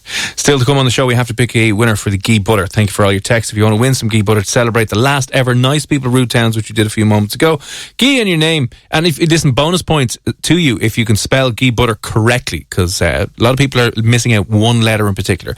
087 67 97 104. We'll pick a winner before 11 o'clock, so in the next 25 minutes. And then in 11 o'clock, you're going to be hearing from somebody who has studied the different ways that you eat food. I'm talking about literally the specific things that you use to put food into your mouth and the impact that they will have, those things, on whether you're overeating, being able to maintain your diet, being able to maintain a cut, or whether it's throwing it all out the window. That more is coming up here on Room 104 next. Hosier, Angel Small Death, and the Codeine Scene. It's Cormac and Saoirse here on FM104. We'll pick a winner if you have entered the draw to win the Ghee butter. All with thanks for celebrating the Nice People Rude Towns, the last one ever this evening. If you want to be in with a chance of winning it, we'll pick a winner in the next 10 or 15 minutes. You just need to WhatsApp Ghee, correctly spelled, to 087 67 97 104. Now, I never told you I failed my NCT today. What? Oh, you did not. Why? And how? I don't know, and I was only checking it up because if you've done your NCT recently, remember there's the news that the lifts, the inspection lifts have been broken, so you have to go back, whatever. Not that it was.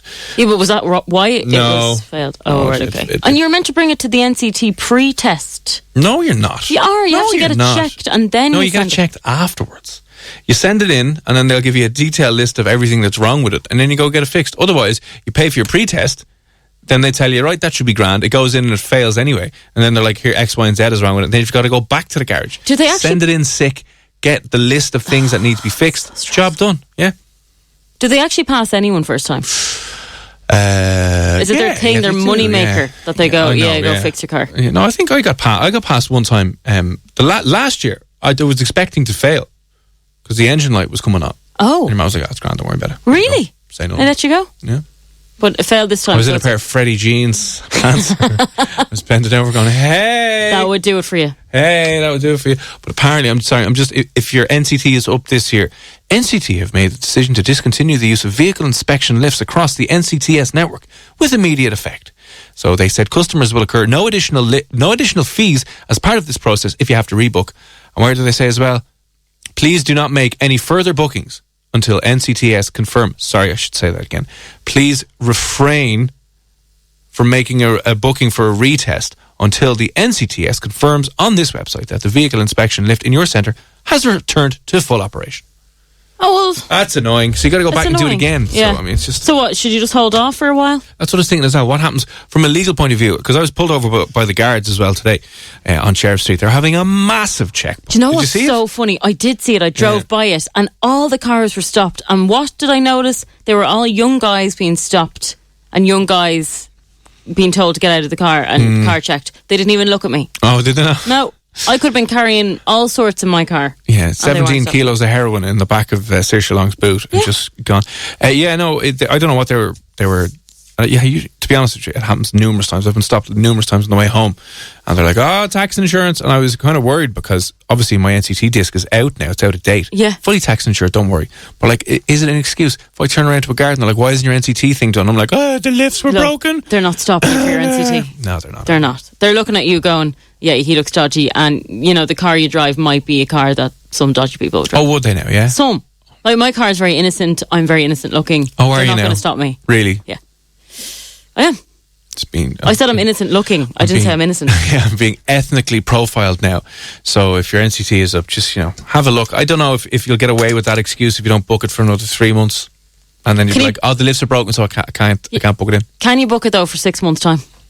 Yeah, I don't know. Yeah. Because that'd be grand, wouldn't it? Well, yeah, they get the booking. Prolonging it. Yeah, it's grand. Don't worry about it. Still to come on the show, a psychologist will be explaining to you, she's a behavioural psychologist type of person, but explaining to you that the way that you are eating certain foods is making you eat more of it. Yeah, pretty much. And it's an interesting study that they did to be explaining exactly what they mean or what she has done to look into the specific way that you are picking up food and putting it into your mouth will lead you to either eat more or eat less when it comes to that. So it might be interesting if you're on a diet and trying to be good here for the rest of 2020. Don't even bother. Lads, it's Valentine's tomorrow. You're going to be stuffing your face with chocolate. It's like Christmas all over again. Yeah. Someone has said, Ghee, please. With little pray hands. I'm telling you, it's not the first time, Emma. Oh, Emma. Not the first time. How rude of you, Emma. And praying for a bit of Ghee. Yeah. We've all been there. I know. We've all been there, Emma. Yeah. Derek got your message in as well. And James Duff. Sounds like another word. That means... Oh, it does, yeah. I'll play something Donegal. Cool. We'll give, again, picking that Ghee winner in the next few moments. Now, what your tastes in movies say about you as a person? Yes, exactly. So there's different types of directors or actors that people will go for. And it's always the same person. You kind of know the type of person that they're going to be if someone wants to watch an Adam Sandler film. Let's be honest. There's nothing wrong with Adam Sandler. What is wrong with Adam Sandler movies? He's just in everything that's shite.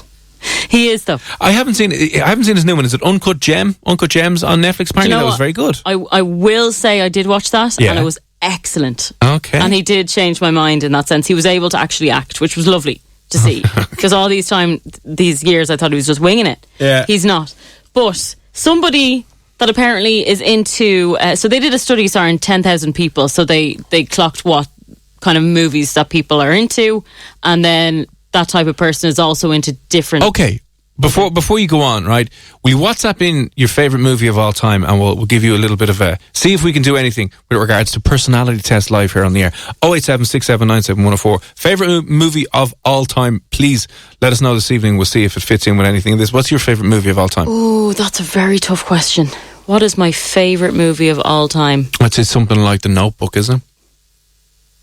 Please don't be so... Is it it's like Kill Bill? Is it Who's Your Man? Is it a Quentin Tarantino movie? No. God, I'd have to come back to you on that one now. I don't have a favourite off the top of my head. What's your favourite? Matrix, first one. The Matrix. Class. The second and third ones. The second one was a bit, okay, what's going on? And the third one was just, holy God. Coming back for a fourth one as well. But Matrix, Matrix is the favourite movie of all time. God, I actually And I'd watch that, no problem. Time and time again, the first one. Amazing. No, I couldn't even pinpoint my favourite. I really couldn't. But I will tell you that people who are into Adam Sandler movies are usually female from the ages of 18 to 25. Oh, really? They're types of people that like to chill out, not do much, and usually like Abercrombie and Fitch. Stoners. I'd say they're stoners. It didn't say stoners now. It didn't go into the... It didn't say that much. It didn't go into like their illicit drug habits. No. Okay. No, that's it didn't. Unfortunate. That's unfortunate. Which doesn't surprise me. Yeah. They're usually quite immature, which, that would make sense as well, wouldn't it? Then it would. So Adam Sandler movies. Adam Sandler movies, yeah. And do you know what? I'm the type of person that will purposely be on Netflix and avoid all of his films. If I haven't seen them, I'll say, no, he's in it. And same with Owen Wilson. Owen Wilson? I'm sorry, the two of them, they're in it together. Wow. And if you want to stick Jennifer Aniston in there. Whoa. Look, I think she's a great person and all that. Whoa. I'm always team Jen over Clearly Angelina not. Jolie. Clearly not. No. Ah, come on, leave her alone. In Friends, brilliant. In every other film, absolutely not. No. There should be a thing on Netflix where you can block, like you can filter the movies based on actors. Don't show me Adam Sandler movies. There should be, yeah. There you go, Netflix. You can take that one for free.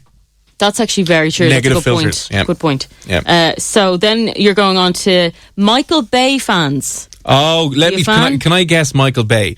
Right, Michael Bay fans are teenage boys. No, they're not. Oh no, they're men in their 40s, are they? No, they're actually not. But it's men. I'm going to presume it's predominantly men. Predominantly men, yeah. Yeah, and Michael Bay ones are there's no story, it's just complete. So they are erratic, eccentric people who are slightly aggressive, have a bad time focusing on any one thing in particular, and just like explosions. Well, do you know what's funny? They're extremely right-wing males, aged between 25 and 39, who work in engineering or agriculture. So little... Read the Daily Star, listen to 80s music, wear brands like Ralph Lauren, Gucci. Right wing, yeah.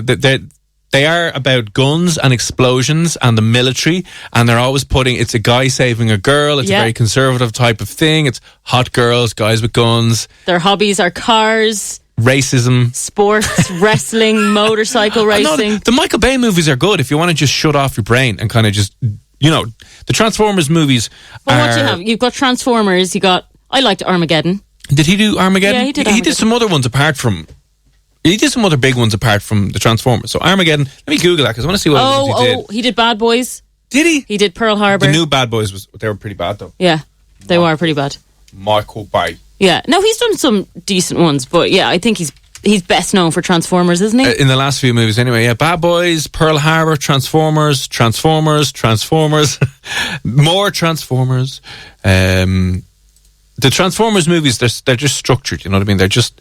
The Rock was a great movie with Sean Connery. Do you remember that? Yes, I do vaguely remember that, actually. The Rock was amazing, but anything else that stands out here as classic movies? I wouldn't be... Hang on. The Texas Chainsaw Massacre, yeah. That was good. Now, he was involved in The Quiet Place. Maybe he was a producer. I don't... artsy people who go to NCAD would watch these movies. No, maybe they wouldn't, but people who would study, like you, drama. Okay, so types of Wes Anderson fans are usually, the average one is male again, 25 to 39, works in entertainment and media. A virgin. Reads The Guardian. Likes brands like Converse, Vans, and shops in Lidl. And has a puby beard face. Exactly. Fans of beards. Fans of also tweed jackets. Yeah, do you know what they also play? They play like Dungeons and Dragons, or what are those kind of board games, strategy games? Oh, yeah. You know the ones I'm on about? The ones that you get in PMax. They used to have a shop in Blanche dedicated to it. Did they? Where you had to roll a dice and you have a ruler and stuff. Stop. Into Age of Empires. I mean, I like Age of Empires, but yeah. No. God, I think I've never seen any of his movies, ever. I saw Fantastic Mr. Fuck, and I saw The Grand Budapest Hotel, which was actually quite good. Was it good? It's just, I don't like that style. I don't even know how you describe that style. It's kind of more eccentric, isn't it?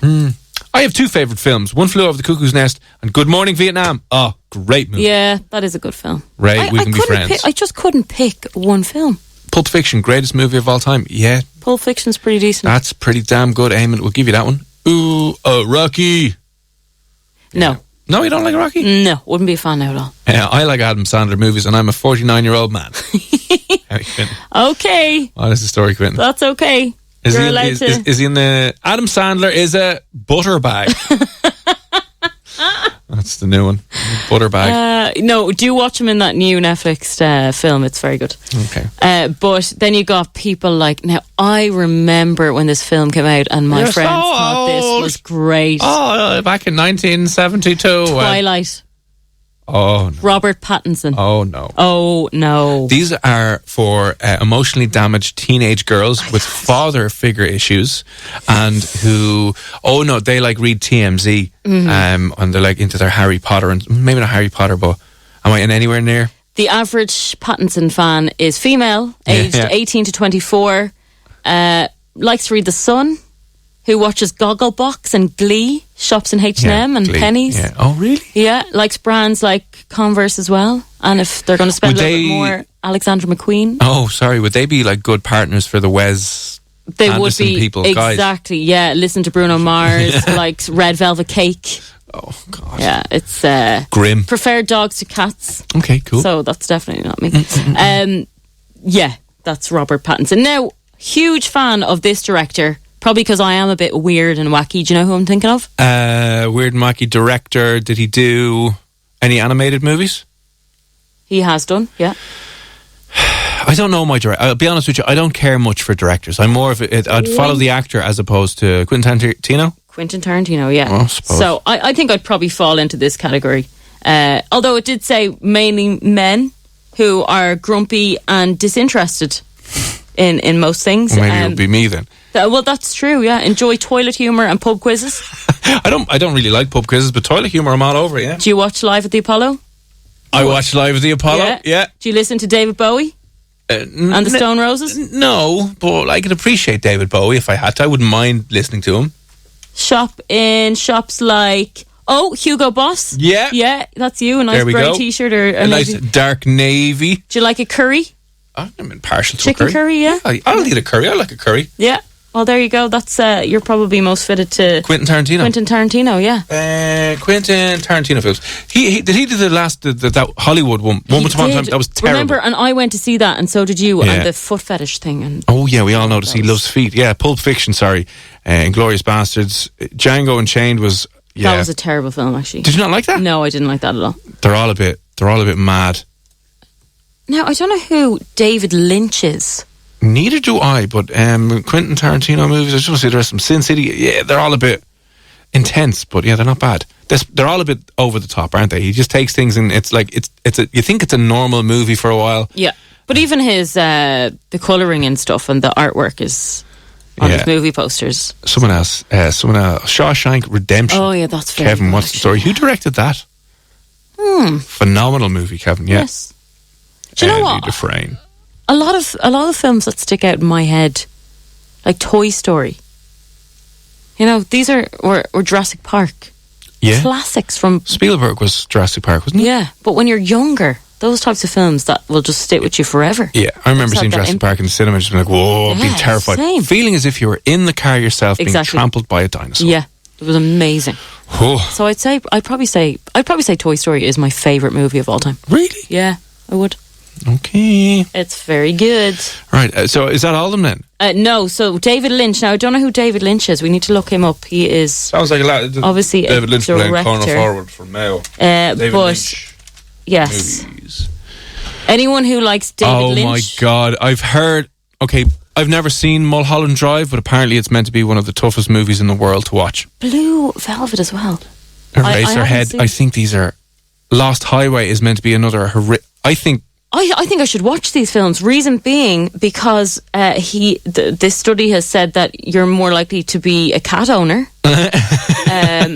and you're into your own company. You're quiet and introverted. You're not into your own company. No, I'm though. not.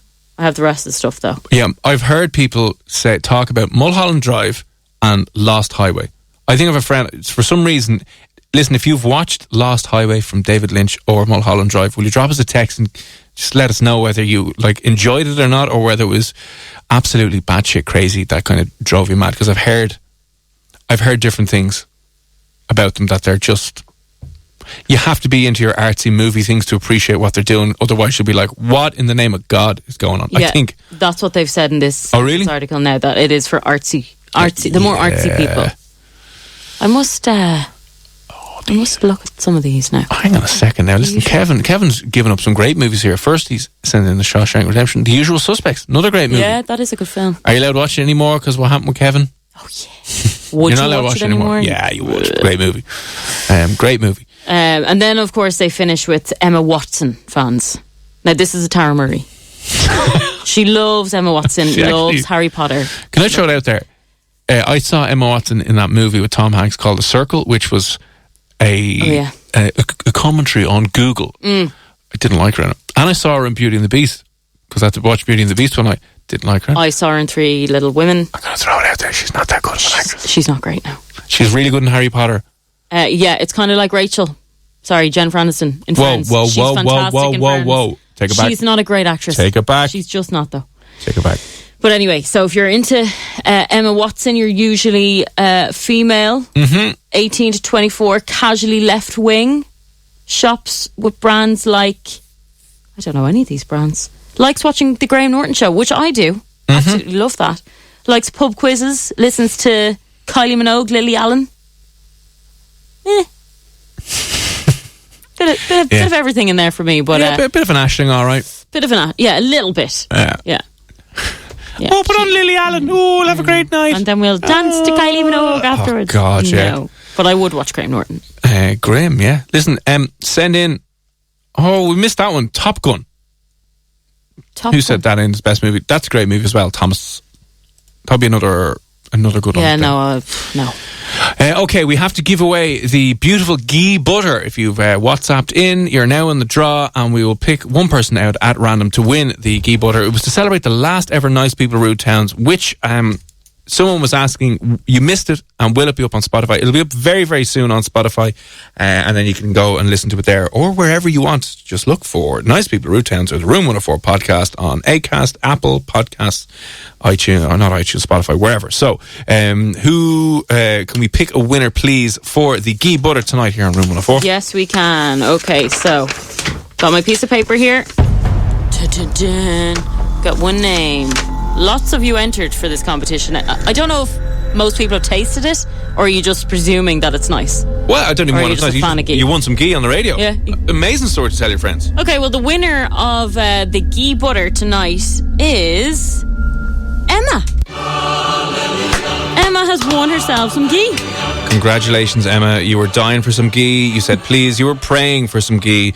Room 104 has looked after you this evening. You have won the Ghee, and that is the nail in the coffin for Nice People Rude Towns. It is no more. Yes, it is. That is it. You are the proud owner of Ghee butter. Congratulations, Emma. We'll be in touch with details. If you can send on an address, or you can come and collect. We'll be in touch shortly anyway. So that was the Ghee butter. That was Nice People Rude Towns, the last one ever. Still to come on the show, we're going to be talking to somebody in particular who will tell you about different ways you're eating your food are adding pounds on to and are preventing you from having self-control. That and more on the way next. Stolen City, The Tower. It's Cormac and Saoirse here on Room 104. You can subscribe to the podcast on whatever platform you listen to your podcasts on. Just search for Room 104 with Cormac and Saoirse. You can get all the interviews from this week, including the psychologist who has proven that unfortunately dad bods are not sexy. No. So start getting to the gym, get your six-pack on before you get married, or she'll run away. There you go. So loads of weird ones up there. We were chatting to someone earlier on this evening who'll be up on the podcast if you missed it, who is marrying her first cousin and wants people like you who are judgmental for people who are riding their cousins to just grow up and say two consenting adults can do that. It's fine. Maybe there's not plenty of fish in the sea. No, maybe there's not. Maybe there's just plenty of cousins hanging around somewhere that you can kind of do with. So all of that and more from this week is up there. And also, if you want a full recap on Saoirse's Tinder profile, we have finally gotten her date for tomorrow night. So tomorrow night, 6:00, venue sorted, man sorted. Is the outfit sorted? I haven't got the outfit sorted yet. I think I'm going to go shopping in the morning to try and get an outfit before I get my hair done. Right, good idea. And then I'm going to get the tan on tonight when I go home. I am going to miss managing your Tinder because the matches are still coming in, the messages are still coming in as well, and the crazy lads are still coming in. Well, look, you could be organising my wedding next year. Could be. You don't know. There was this lad. So I listened a little bit earlier on. For one last blast, I just matched with absolutely everything that moved. Thanks. 7:27. Hello, smiley face. 10:03. Don't know why people match here when they don't want to talk. Oh, God. Like- 3 hours. I'm in work, for God's sake. That's what I mean. That's what I said. I said, you messaged 3 hours ago and I'm at work. All right then. I thought I like your cat. Shut up, pal. Shut up. Did you write back to him? No, not yet, because I'm working. Oh, right, okay. He's going to send you another angry message now because... Yeah, because I won't give him a message straight away. Yeah. God, lads are weird. Like, who does that? Aggro. Even if I was at home, I'm watching TV and eating. I don't have time to be responding constantly. I know, yeah. I mean, I've 167 matches here. If you're on Tinder, right, it'd be interesting to know as a lad if you've ever been on Tinder. On average, what was the most amount of matches you've ever had? Yeah, what is the average? Like, am I doing well for myself? Or You're definitely doing well because I was matching with everyone. Today especially, so... Yeah, but because you're matching with everyone, obviously you're going to match with more people. So... It'd be interesting to know what the average... So if you're on Tinder right now, will you let us know how many matches you currently have? Doesn't matter whether you're still talking to them or not, or chatting, just let us know how many matches you have. Yeah, please do, because I want to know if I am special or not. Yeah.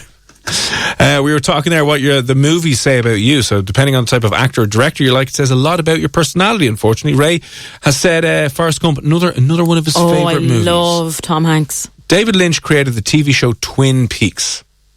Favourite film, There Will Be Blood. Yes.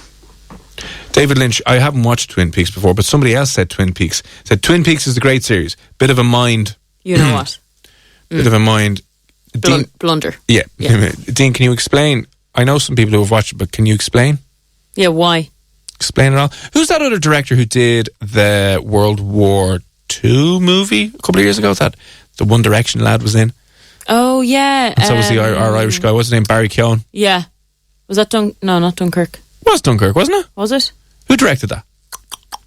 Who directed Dunkirk? Now, I think it was the same guy who directed Inception, wasn't it? Sam Mendes, was it? Is he not? No. Let me check. Dunkirk. Really, really famous Dunkirk. I think he did Inception, didn't he?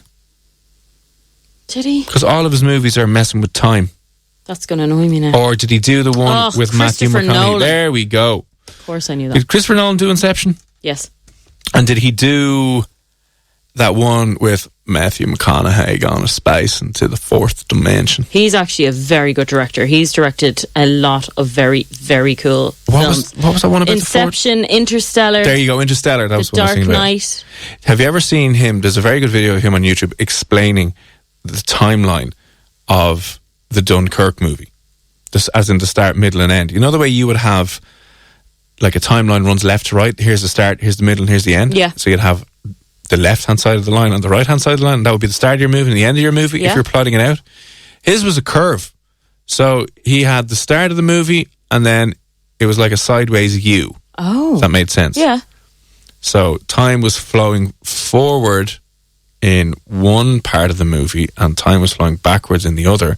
And the end of the movie was when both of the timelines met. Amazing. In Dunkirk. I love that. That's cool. Do you though? Is it needed? Is it a bit convoluted? It's like, just tell the story, Chris. Yeah, but you need to think. I know, yeah, but you kind of have to be. You're not watching that passively. You're on top of it, yeah. I loved Inception though. Yeah, that was great. Twin Peaks, though, I've never watched it. Is it worth getting into Twin Peaks now? This is what I want to know. Yeah, let us know. Also, speaking of, I can't believe I missed this opportunity, but I have missed, maybe I can find another calling. A gentleman over in Kansas City will pay you 25 grand if you can find him a girlfriend. I think I found my calling. 25 grand if you can find him. I found you a boyfriend. That's it. Found you a boyfriend, yeah. So he's going to pay you 25 grand because you found me for him? Yes. What do I get out of it? You get a handsome, rich man. Oh, is he going to give me more money than you in the long run? I don't know what the story is, right? But this guy has even set up a website. It's called Find Me a Girlfriend and I'll pay you 25,000. Seriously. He's got a lovely video up. What? He's got a little video playing with a dog, right? Look at this. I'll also make a 25,000 donation to a no-kill dog shelter / charity. Okay, so he's not a psychopath. Although I could match you with this guy.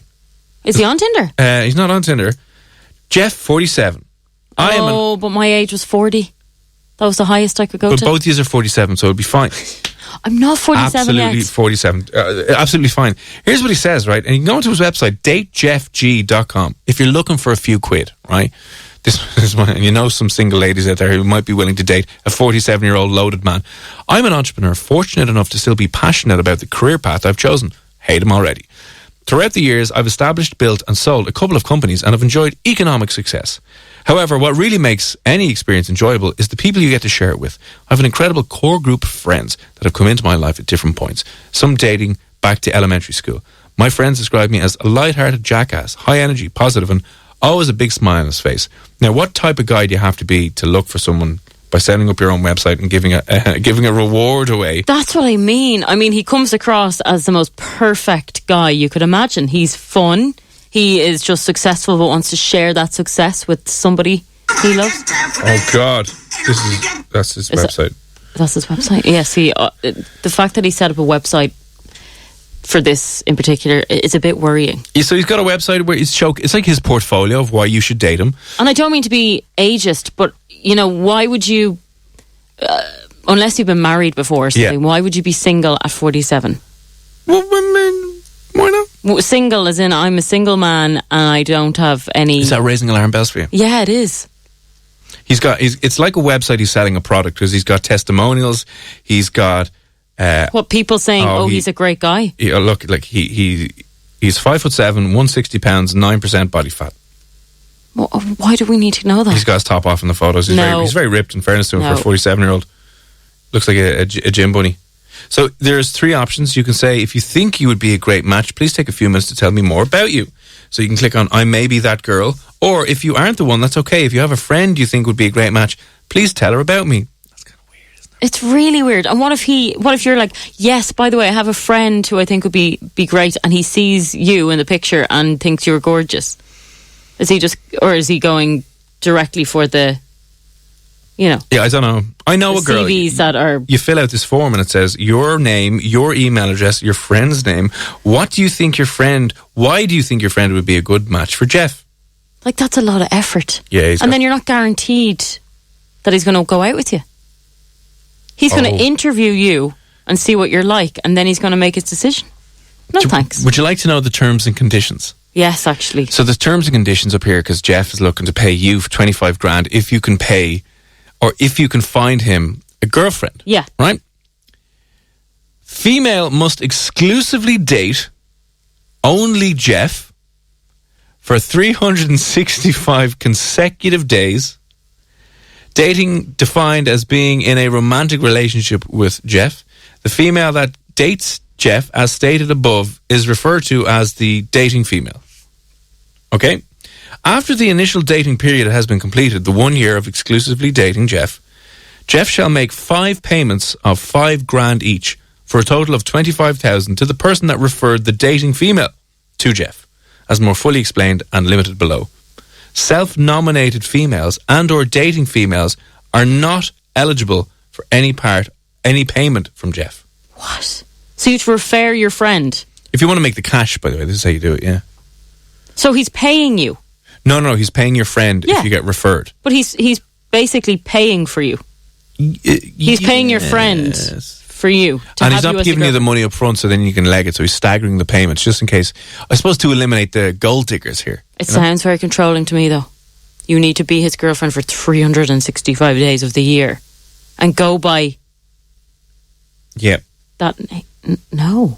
When you have terms and conditions trying to find love... It's very odd, isn't it? It's not going to be successful at all, is it? You wouldn't feel comfortable. You'd be the type of person, you'd be in his house and you'd be scared to open the fridge in case the door fell off. That's not part of the terms and conditions. Having terms and conditions for your dating is a little bit weird. So odd. Yeah. That's why he's single. I think, yeah. It's not worth the money. I'd rather just, Well, again, you're not getting the money. It's the friend who refers you gets the money. Yeah, but she's going to give you the money. I mean, you're the one suffering. Would you suffer for a year for 25 grand? No. No, you wouldn't. No, I wouldn't. It's not enough. Yeah, all right, just go on the dole. $1 million would be fine. Yeah, you do it for maybe a few million quid, but sure, look. God, no, I don't like that at all. All right, we'll stick to managing Saoirse's Tinder. And if you want me to manage your dating and find you a date as successfully as I did for Saoirse, let me know. 087 6797 104. I could become a new matchmaker. You could. Well, we'll find out tomorrow whether it's a good idea that you're a matchmaker or not. This is kind of like, we started off this show, I think a week into it, you had to do my makeup. Oh, yeah. Now, I didn't know if you were any use. Like, who knows? You could have been a makeup artist behind the scenes. I don't know. No, definitely you were terrible. Yeah. So, I've always been set up to be disappointed when it comes to anything you've done for me. Thanks very much, yeah. So I'm not holding up hope that this guy is going to be my dream man. Yeah. If he is, though, I promise you can organise our wedding and I'll let you be the... let you be the priest. Oh yeah, I'll be the sermon. I'll be the, what you call that person? Not the priest. What's the other thing they call him? Civil rights, not civil rights, the civil ceremony person. What you call him? And my sister was only talking about it the other day. There you go. I know what it is and I can't think of it. But yeah, you can be him. Great. I will be him. So, all going well. Happy days. If Saoirse survives tomorrow, we'll be back tomorrow. Like tomorrow night's show is at 10 o'clock. So fingers crossed you're not murdered or kidnapped. The good thing is I'm on a time limit. I have to say, I have to go back into work. So I can't be sneaking off to the Gibson Hotel. Yeah. Don't have time. Twin Peaks is one of them series that is so hard to explain that you wouldn't give it any justice and nobody would watch it if you tried to explain it. But it was in the early 90s and came back in 2017 and was even more weird. But David Lynch is actually in the whole series. It must be in it. Is that what you mean? He's in the series as a deaf FBI agent and shouts the whole time because he can't hear. Ah. Oh, I might give it a go. Yeah. Anywhere I can watch this online, or is this one of these where I have to go through a load of dodgy websites with loads of ads on them? And anyone have any Netflix recommendations? Because I'm running out of things. Oh, well, have you watched The Stranger yet? No, I haven't. But everyone's talking about that, so I'm wondering if there's anything better. What are you doing to me? But what about a documentary? Aaron Hernandez. I've watched it. Okay. I've watched it. Well then, what's the other one I was watching the other night? I need a really good one. You're looking for something like a dodgy murder one? Well, not necessarily. There's a good series. Is it Cold Cases? Have you watched that yet? It's like hour-long episodes. I'm not really into this whole murder thing. Yeah. Like, I just want to watch a good, beefy documentary so I can sit there and stuff my face and sleep that night. Oh, there you go. I don't want to be up all night worried. Traumatised, yeah. If you have any Netflix suggestions, send them on 087-6797-104. Still to come, how you're eating your food all wrong and it might be making you overeat and it might be reducing your ability to have self-control when you open the fridge and see a packet of biscuits in there and you're like, no, I shouldn't, but then you do. We'll be talking to a behavioural psychologist in a little while about that next year on Room 104. Tones and I, Never Seen the Rain. It is Cormac and Saoirse here on FM 104. On the way in about 10 minutes time, you're going to be hearing from somebody who will be able to explain to you how you're eating all wrong and it's just causing you to put on even more weight and not be able to, have any self-control when it comes to trying to restrict your eating and trying to be eating in any way good. This story, though, I just read it there earlier on, is one of the most terrifying things I have ever read. Do you ever go to a DART or a train station? They have that big yellow line and they're like, stand behind the yellow line. Yeah. Do you ever get these weird ideas in your head that you're like, oh, what if I trip up and just fall when the train's coming? Always. It happens to me usually when I'm on a high building or something and I look over and I just think, oh, imagine you lost your balance now and just fell over. And you're just an idiot. You're like, what if you tripped? And you start thinking what would happen. It's really creepy. Yeah, it's not good. That actually happened to 2 or 3 people at the Shankill DART station yesterday morning. Oh. Did you hear this? No. Oh my God. Now, thankfully, no one was seriously injured, but one person had to be taken to hospital because part of the station out there was not gridded properly and there was a load of black ice and 3 people wound up slipping on their way down to the platform. Now, one woman slipped and she fell between the train and the platform at the DART station. Wow. Is that not terrifying? That is absolutely terrifying. She coming down black ice, tripped up and obviously fell. 2 other people fell. One cracked her head. This one had to be taken to the hospital though. Dangerous. I can think of nothing else. I always get this fear of, especially like in a lift, if you get your arm caught in the door, I know they are automatically open. And then it moves up. And then it moves up. I know. Or the train, you fall down in the train. Yeah. And all of a sudden you start getting dragged along. Another guy, so obviously Irish Rail came out and said, apologies, it won't happen again. Thank God it won't happen again. So she had to go to hospital. She slipped, fell between the train and the platform. Another person, a schoolboy, slipped on the black ice while coming and going from the station. And then another woman slipped and hit her head off the platform before falling between the train and another concrete area. Wow. And another woman slipped down and her legs fell between the gap. No, that would be terrifying. I told you about my sister falling between the train and the platform when she was 4. Oh, she must have fallen all the whole way down. Yeah, she fell the whole way down. So my auntie was minding her at the time. She was minding 2 other of the kids, and her kids. And didn't care about her, Didn't notice. She was the youngest there. She was jumping on and off while the doors were still open. Yeah. Doing her usual 4-year-old stuff. And she had a packet of jellies in her hand, so she didn't care. And then the jellies fell in between the railings. Yeah. And she got down, because she fit through the gap, got down to get the jellies and then couldn't get back up. So my auntie didn't have a clue. Thankfully, the doors were still open; they hadn't closed yet. But someone just seen her little fingers trying to climb up. Oh, mother of God! And then some guy grabbed her and pulled her back up. Could you imagine? Bye bye, sister. Where's your? What was her name? What is her name? Her name is Dee. Oh, Dee. But where's Dee? Where's Dee? Yeah. And then you just hear your man blowing the whistle going, right, that's it, we go. The fact that no one knew that she was down there and my auntie hadn't a clue. Oh, the panic. So imagine the doors had closed and they'd gone off. Imagine your auntie going back to your mum. So where's Dee? Listen, she lost her. Funny story. Yeah. Okay, she fell down the side of a train. Now, thankfully, because she was so small, she probably would have been, if she didn't move, if she stood in fright, the train would have probably been able to move off and she'd be... She might okay. be. Might be, but yeah, Jesus, yeah. Huh? Awkward. Oh, that's awkward. So don't lose your kids on a train. A couple more suggestions coming in here. Ian, what's the story about what you should be watching on Netflix? Watch Don't F with Cats. I watched it. It's brilliant. And it is so messed up. It's unbelievable. If you haven't seen that is a documentary about a group of, I would say, online vigilante hunters who are looking for a disgusting individual who did disgusting things to cats and then unravelled a lot of other stuff that he had done. Yeah. Oh, it is. Yeah, it's pretty bad. I don't even know how to describe it. I was hooked on it though. Could not stop. You shouldn't be watching that hungover or in any way emotional. It's a bit definitely worth a watch, but you have to be in the right headspace for that. Yeah. Otherwise you're not going to have a good time. No, you're going to have a terrible time. Also, Paul. Good evening, Paul. How are you, Paul? You said Power is brilliant. Yeah, I've seen that hanging around Netflix. Have you not watched any of it? No, I haven't. Paul, I will say this: Power, the first couple of seasons were brilliant, and for me, you lose interest after a while. Really? Yeah.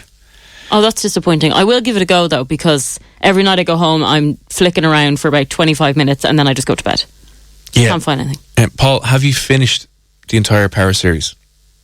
This is what I want to know. It's on the 6th one. I think, is it over, done and dusted? If you finished it, let me know. Have you gotten through the whole thing? So I need to just kind of buckle up and I think season 3 and 4 aren't that great. It gets a bit slow and sluggish, and then it might start. It's one of these things where, like, it's a gangster kind of series. Right, okay. And things, in my book, should have happened ages ago. And then they're like, oh no, they didn't. Oh, look, how lucky was he that they didn't die. Someone should have died seasons ago. Okay. And this is one I haven't heard of, The Ranch. Yeah, what's the story with The Ranch? I haven't even noticed that now. Dan, where can one watch The Ranch and have you watch it? Do you know I don't know, Dan. You're in a picture with Gollum. So what movie? Who directed Lord of the Rings? Who directed Lord of the Rings? We should know this, shouldn't we? Who wrote it? Was Tolkien the guy who wrote the books? Yeah. Who directed it though? Who directed Lord of the Rings? I'm Googling this. Lord of the Rings director. I don't think I'll know who directed this. Oh, I kind of do. Yeah. Oh, yeah, so do I. Okay. Bonus points if you get it. 087 6797 104. Oh, good evening to Peter. What's the story, sir? Power is amazing. Season 6 just finished last Monday. And I hate the ending, but it's still my favourite series on Netflix. Oh, interesting. Okay. Do you know what's miserable? If you're looking for a good miserable one, have you watched Ozark? Yes, I love Ozark. You see, I liked it as well, yeah. But it's like a miserable Breaking Bad. It's better though. No, it's not. Oh no, it's really good. Whoa. No, I'm still watching that actually. I'm in and out of it, but I'm just looking for a good documentary. Because something that I can go home after work and I'm a little bit tired and I just want to watch something a little bit good. It's going to finish and I can just go to bed. Ancient Aliens. No, I don't like your sci-fi stuff. This isn't sci-fi, it's documentary. It is, yeah. It is realistic documentaries about how the aliens built the pyramids. No, that's not my thing. And how they built I hallucinate anyway, just from being on this show. I don't want to go home and hallucinate. Oh, I love Ancient Aliens. If there's anyone else out there who shares my love of Ancient Aliens, would you drop me a text now, please? 087 67 97 104. I love it because it's so crazy. It's such a beautiful display of the human mind's ability to make absolute BS. See, that's the thing. I just couldn't. Oh. I'm really into real life stuff. This is real life. No, it's about how aliens used it like sound vibrations to lift the blocks in place to the pyramids. It's the only way. It's the only way that it could happen. And the moon is a spaceship. Of course it is. Yeah. And we're like a cross species between human alien hybrids. I'd be asleep. Oh, magic. Susan would be on my face. I just wouldn't. No. How do you explain the pyramids then? How do you explain the pyramids, Saoirse? Oh, like slave labour because we'd no unions back in the day. The aliens built Aliens, the pyramids. yeah. I knew that already. Yeah. I don't need to watch it to clarify that. Someone has guessed the director, by the way. Oh, correct and right, sir. Okay. Oh, is that our friend? And so what's the story? Pater Jackson. I think you see into the... what? Into the West. Great. Oh, yeah, Into the West. Yeah, the old Irish movie. The Ranch and Uncle are a must-watch. An easy-to-watch 30-minute episode. Oh, grand. Okay. The Ranch. I will explainers. Can you give us a bit of an explainer now? Because... yeah, sell it to me. Yeah, why? Why should one watch The Ranch? And I imagine it's Uncle and not Uncle Lads. The Ranch and Uncle Lads are must-watch. I imagine The Ranch and Uncle Lads are must-watch. Yeah. I have not watched either. No. Didn't even see Uncle on it. Seen The Ranch, though. Think. Oh, God. Right. On the way next, you're going to be hearing as to why the way you're eating your food and putting it in your mouth with the implements that you're using might be causing you to over or under eat, and that there's certain tricks you can play on your mind to help you manage your food intake a little bit better. So to speak about that will be the one of the researchers, the professor behind that study, who was looking at the different ways that different novel items might impact your self-control when it comes to food. So that's on the way next. This is Room 104 with Cormac and Saoirse. FM 104. It's Room 104, it's Cormac and Saoirse here, and now we're talking about different ways that you actually go about eating food can apparently have a tremendous impact on your self-control when it comes to that food. Yeah, I've heard of this a lot, especially if you have a drink of water maybe before your dinner and one after your dinner. You're not going to eat as much. Yeah, there's all different, like, what would you call them, hacks or little psychological tricks you can play on yourself for to try and help you cut down, especially if you're coming out of, especially now, if you're coming out of January and you were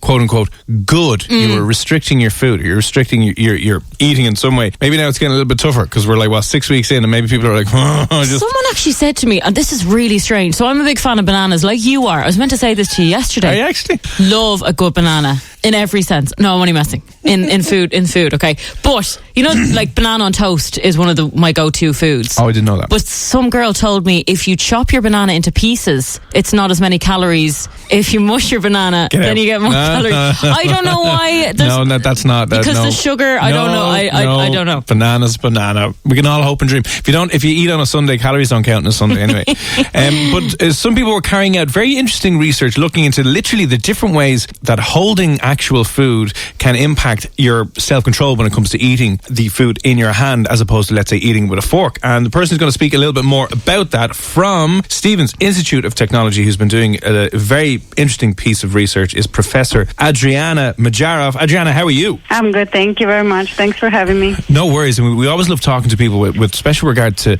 our behaviours around food. So maybe before we jump into what this latest piece of research was on, is your background into just looking into consumer behaviour or how we all operate in different ways? Yes, absolutely. So my research area is consumer behavior, consumer psychology, and more specifically, I look at how sensory factors that we experience in our environment, in our consumption environment, affects our perception and our behavior in unexpected ways.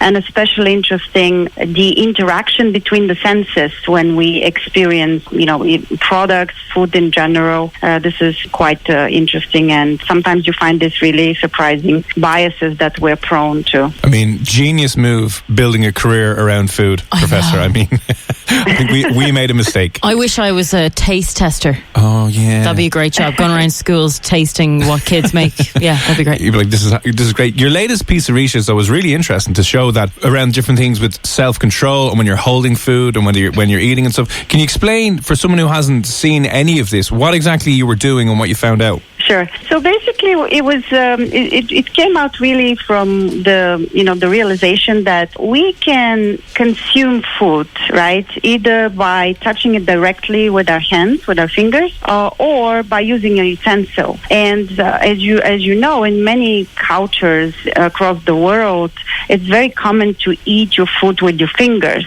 and rather than using utensils. So this became kind of like an investigation into, well, does this change anything, right? It doesn't matter if I'm going to touch the food directly or if I'm going to use the utensil.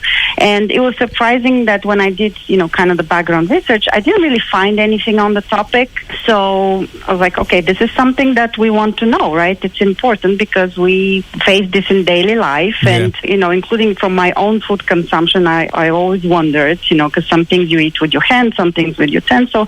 So this is what I started to explore. And basically, I do an experiment where you give one group of people a particular food and you ask them to try it, to consume it with, by touching it directly with hands, and another group, you give the exact same food item, kind of the exact same conditions, we control for a lot of other things, and you ask them to do the same, but this time either with a fork, let's say, or a toothpick, a cocktail toothpick, like if you were at a party, for example, and you would get a tray with, some small bites, it's common that they're served with these toothpicks. So what I saw initially is that you don't really see any difference if you just look at that, right?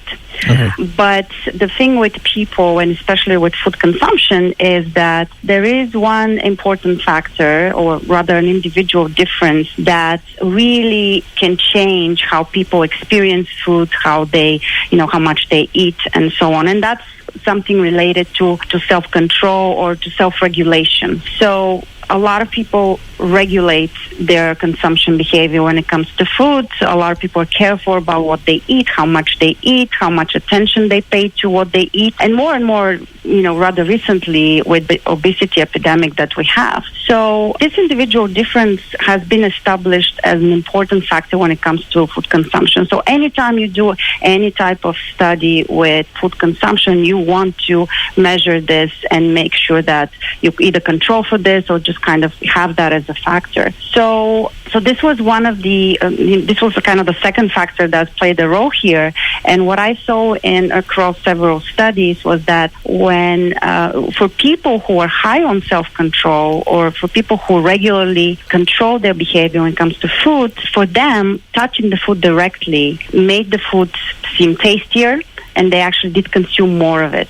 So when we don't see the same effect for people that are low on self-control, people who generally don't really pay too much attention, or they don't regulate their consumption on a daily basis. And the reason for that is just simply the fact that this constant self-regulation that you might put yourself into on a daily basis can sometimes backfire, because the more you're trying to restrict yourself from something, it turns out that you're actually more prone to being influenced by that something, and especially when it comes to the sensory cues that are related to food. So I looked at previous research on the topic, and that research says that, for example, for people who regularly constrict their food consumption, they might salivate more when they smell the food versus when they don't smell it. That's interesting. Yeah, that is very interesting. So I thought, well, touch is another sensory factor, right? And what we are seeing in other contexts is where if you have more than one sensory input, this really enhances the overall experience, right? So if you smell something, if you see it at the same time, smell it, and touch it, all of the senses are engaged in a congruent way, right? In a consistent way, then the sensory experience is enhanced. So that was my initial prediction, that this is kind of what's going to happen if you touch the food. So you're not only, seeing it, maybe even smelling it, but you're also touching it. So directly touching it through, feeling the texture of the food will enhance the overall sensory experience. But the interesting part is that we see this more pronounced for people who are, regulating their food consumption and their food behavior. So the ones who actually want to be less influenced by that in general are probably more influenced than others. Right, so if I'm trying to, let's say, be quote-unquote good and restrict myself to certain foods, are you saying that I should have a packet of biscuits with a knife and fork from now on, as opposed to just holding them in my hands? Right, yeah. So So this is what my results suggest, and we actually did one study in which didn't measure self-control as an individual difference, but we'd rather frame it to people. So, you give them either an indulgence goal where you say, okay, imagine that you decided to indulge yourself and just really enjoy, the pleasures of life and enjoy foods. And the other condition or the other group was we primed self-control. So we tell them, imagine that from tomorrow you decided that you're going to pay attention to your health.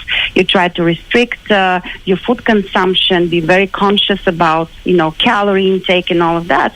And we see the same effects, basically. So usually with individual differences, you can either measure or prime. And when you do both and you show the same results, so this is kind of a indication that the effect is there. So it could be that, maybe you're trying to restrict food consumption at a particular moment. Eating with a utensil might, help you a little bit. And actually what might help on top of that, not just a knife and fork, if I try and have tea and biscuits with chopsticks, because I can't use chopsticks, so I'll just be there, I'll get so angry I'll give up. You give up. Do you know what's really interesting? Yep. I'm quite a picky eater, so I don't like a lot of, if I went to a fancy restaurant, I'll try and order the pizza because that's really all I eat. Yep. I have kind of 3 dinners that I eat religiously, and that's pretty much it. But if I was to order a pizza in a fancy restaurant, I will always eat it with a knife and fork. No, you won't. And you know what the really bad thing is? I never finish it. So I order this giant pizza, which usually if I got a Domino's down the road, you'd shove it in your mouth, no problem. The whole thing would be gone because I fold it up. You fold each slice up, so you're actually taking 2 mouthfuls and that's a slice gone. Yeah. Whereas when you're eating with a knife and fork, you're eating smaller amounts of it, so you just feel fuller. You're not shoveling as much into your mouth once you're trying to be proper. You're going, no, exactly. My lady, I'm just having a little bit of my pizza pie. It's lovely. As opposed to just horsing it in covered in garlic sauce. Yeah, pretty much. God, that's really interesting. Thank you. Yeah, it does work. Now, apart from so what we're saying is, now if you're listening and you're struggling with your diet and you're trying to be good and restrict yourself and not have any bold things, you've heard it here first from the horse's mouth here. You've heard that introduce utensils into your eating pattern. So eating your biscuits and your chocolate and all your bars with chopsticks and knife and fork. How frustrating that even thinking about it, going home tonight with my digestive biscuits with a knife and fork and it's crumbling all over the place. I'm going to get so angry. I'll be like, you know what? I'm not going to have some lettuce, all right? Have some stupid lettuce and we'll be fine from here on. That's really interesting. So apart from looking at these types of things, in your previous kind of research and to your career to date, is there any other interesting things about consumer behaviour or influencing consumer behaviour that you've found that has stood out to you the most? Yes, actually something else related to food consumption that I did a while back was related to the color of food that we eat, and more specifically the color lightness of the food. So whether, something is in a dark color or a light color. And in that research, we found, just to give you like a very plain example, for example, like M&M's, right? The chocolate candy that is multicolored, right? But the inside is the same chocolate candy. So we did several experiments with M&M's, with other foods that we dyed. It was a really fun experiment.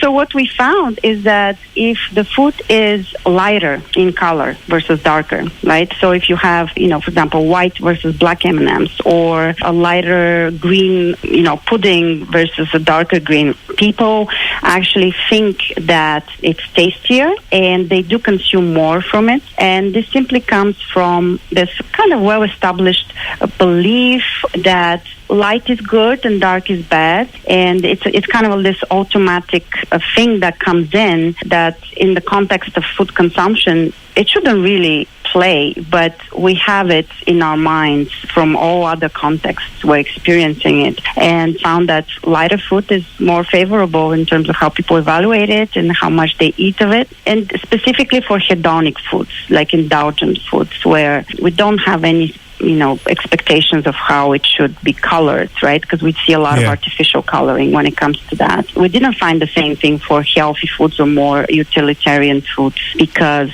we know that, some, let's say, vegetables, when they're darker colored, they're supposed to be healthier, good for you because of the antioxidants in them. So it is for the indulgent, for the hedonic foods that we see this, and especially applicable in, things like ice cream, candy, all the good stuff. stuff. So you never see. I don't know if it does it affect. Does your environment affect it as well? Like, because I'm trying to think, a lot of fast food outlets are really bright and colourful. You wouldn't go into a fast food joint and have muted browns on the wall. You know what I mean? Some kind of dull, manky colours. So. But it's the same with plates, though. Do you remember that whole research that was done on the colour of your cutlery, your plates that you eat your food on? That if you eat it on a darker colour, you're not going to eat as much. Really? Yeah, because we don't like to go for a dark colour plate, because I don't know why. I actually don't know the reason why. And same with cups, you know, a black cup or a dark brown cup, probably because you can't see the colour of the tea. You'd rather go for a lighter colour. Yeah.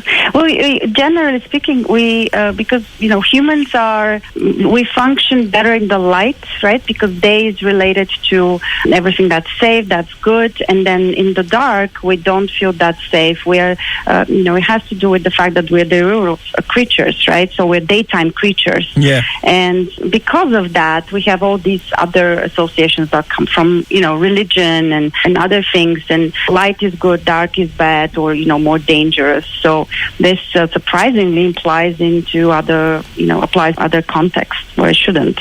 Right. Well, listen, we could probably talk about. Well, we would happily talk about food. 4 hours, no problem at all. But thanks a million for giving up your time this evening. Is anywhere online you'd recommend for people to check out your research or your work? I guess on my Scholar Google Scholar website, I have other things related to food consumption, other research, and in general sensory research on scent, other interesting areas. So that would be the place to look at more. Lovely. Brilliant. Well, Dr. Adriana Majarov, thanks a million for popping on this evening, and we'll speak to you again soon. Thank you so much for having me. Thank you.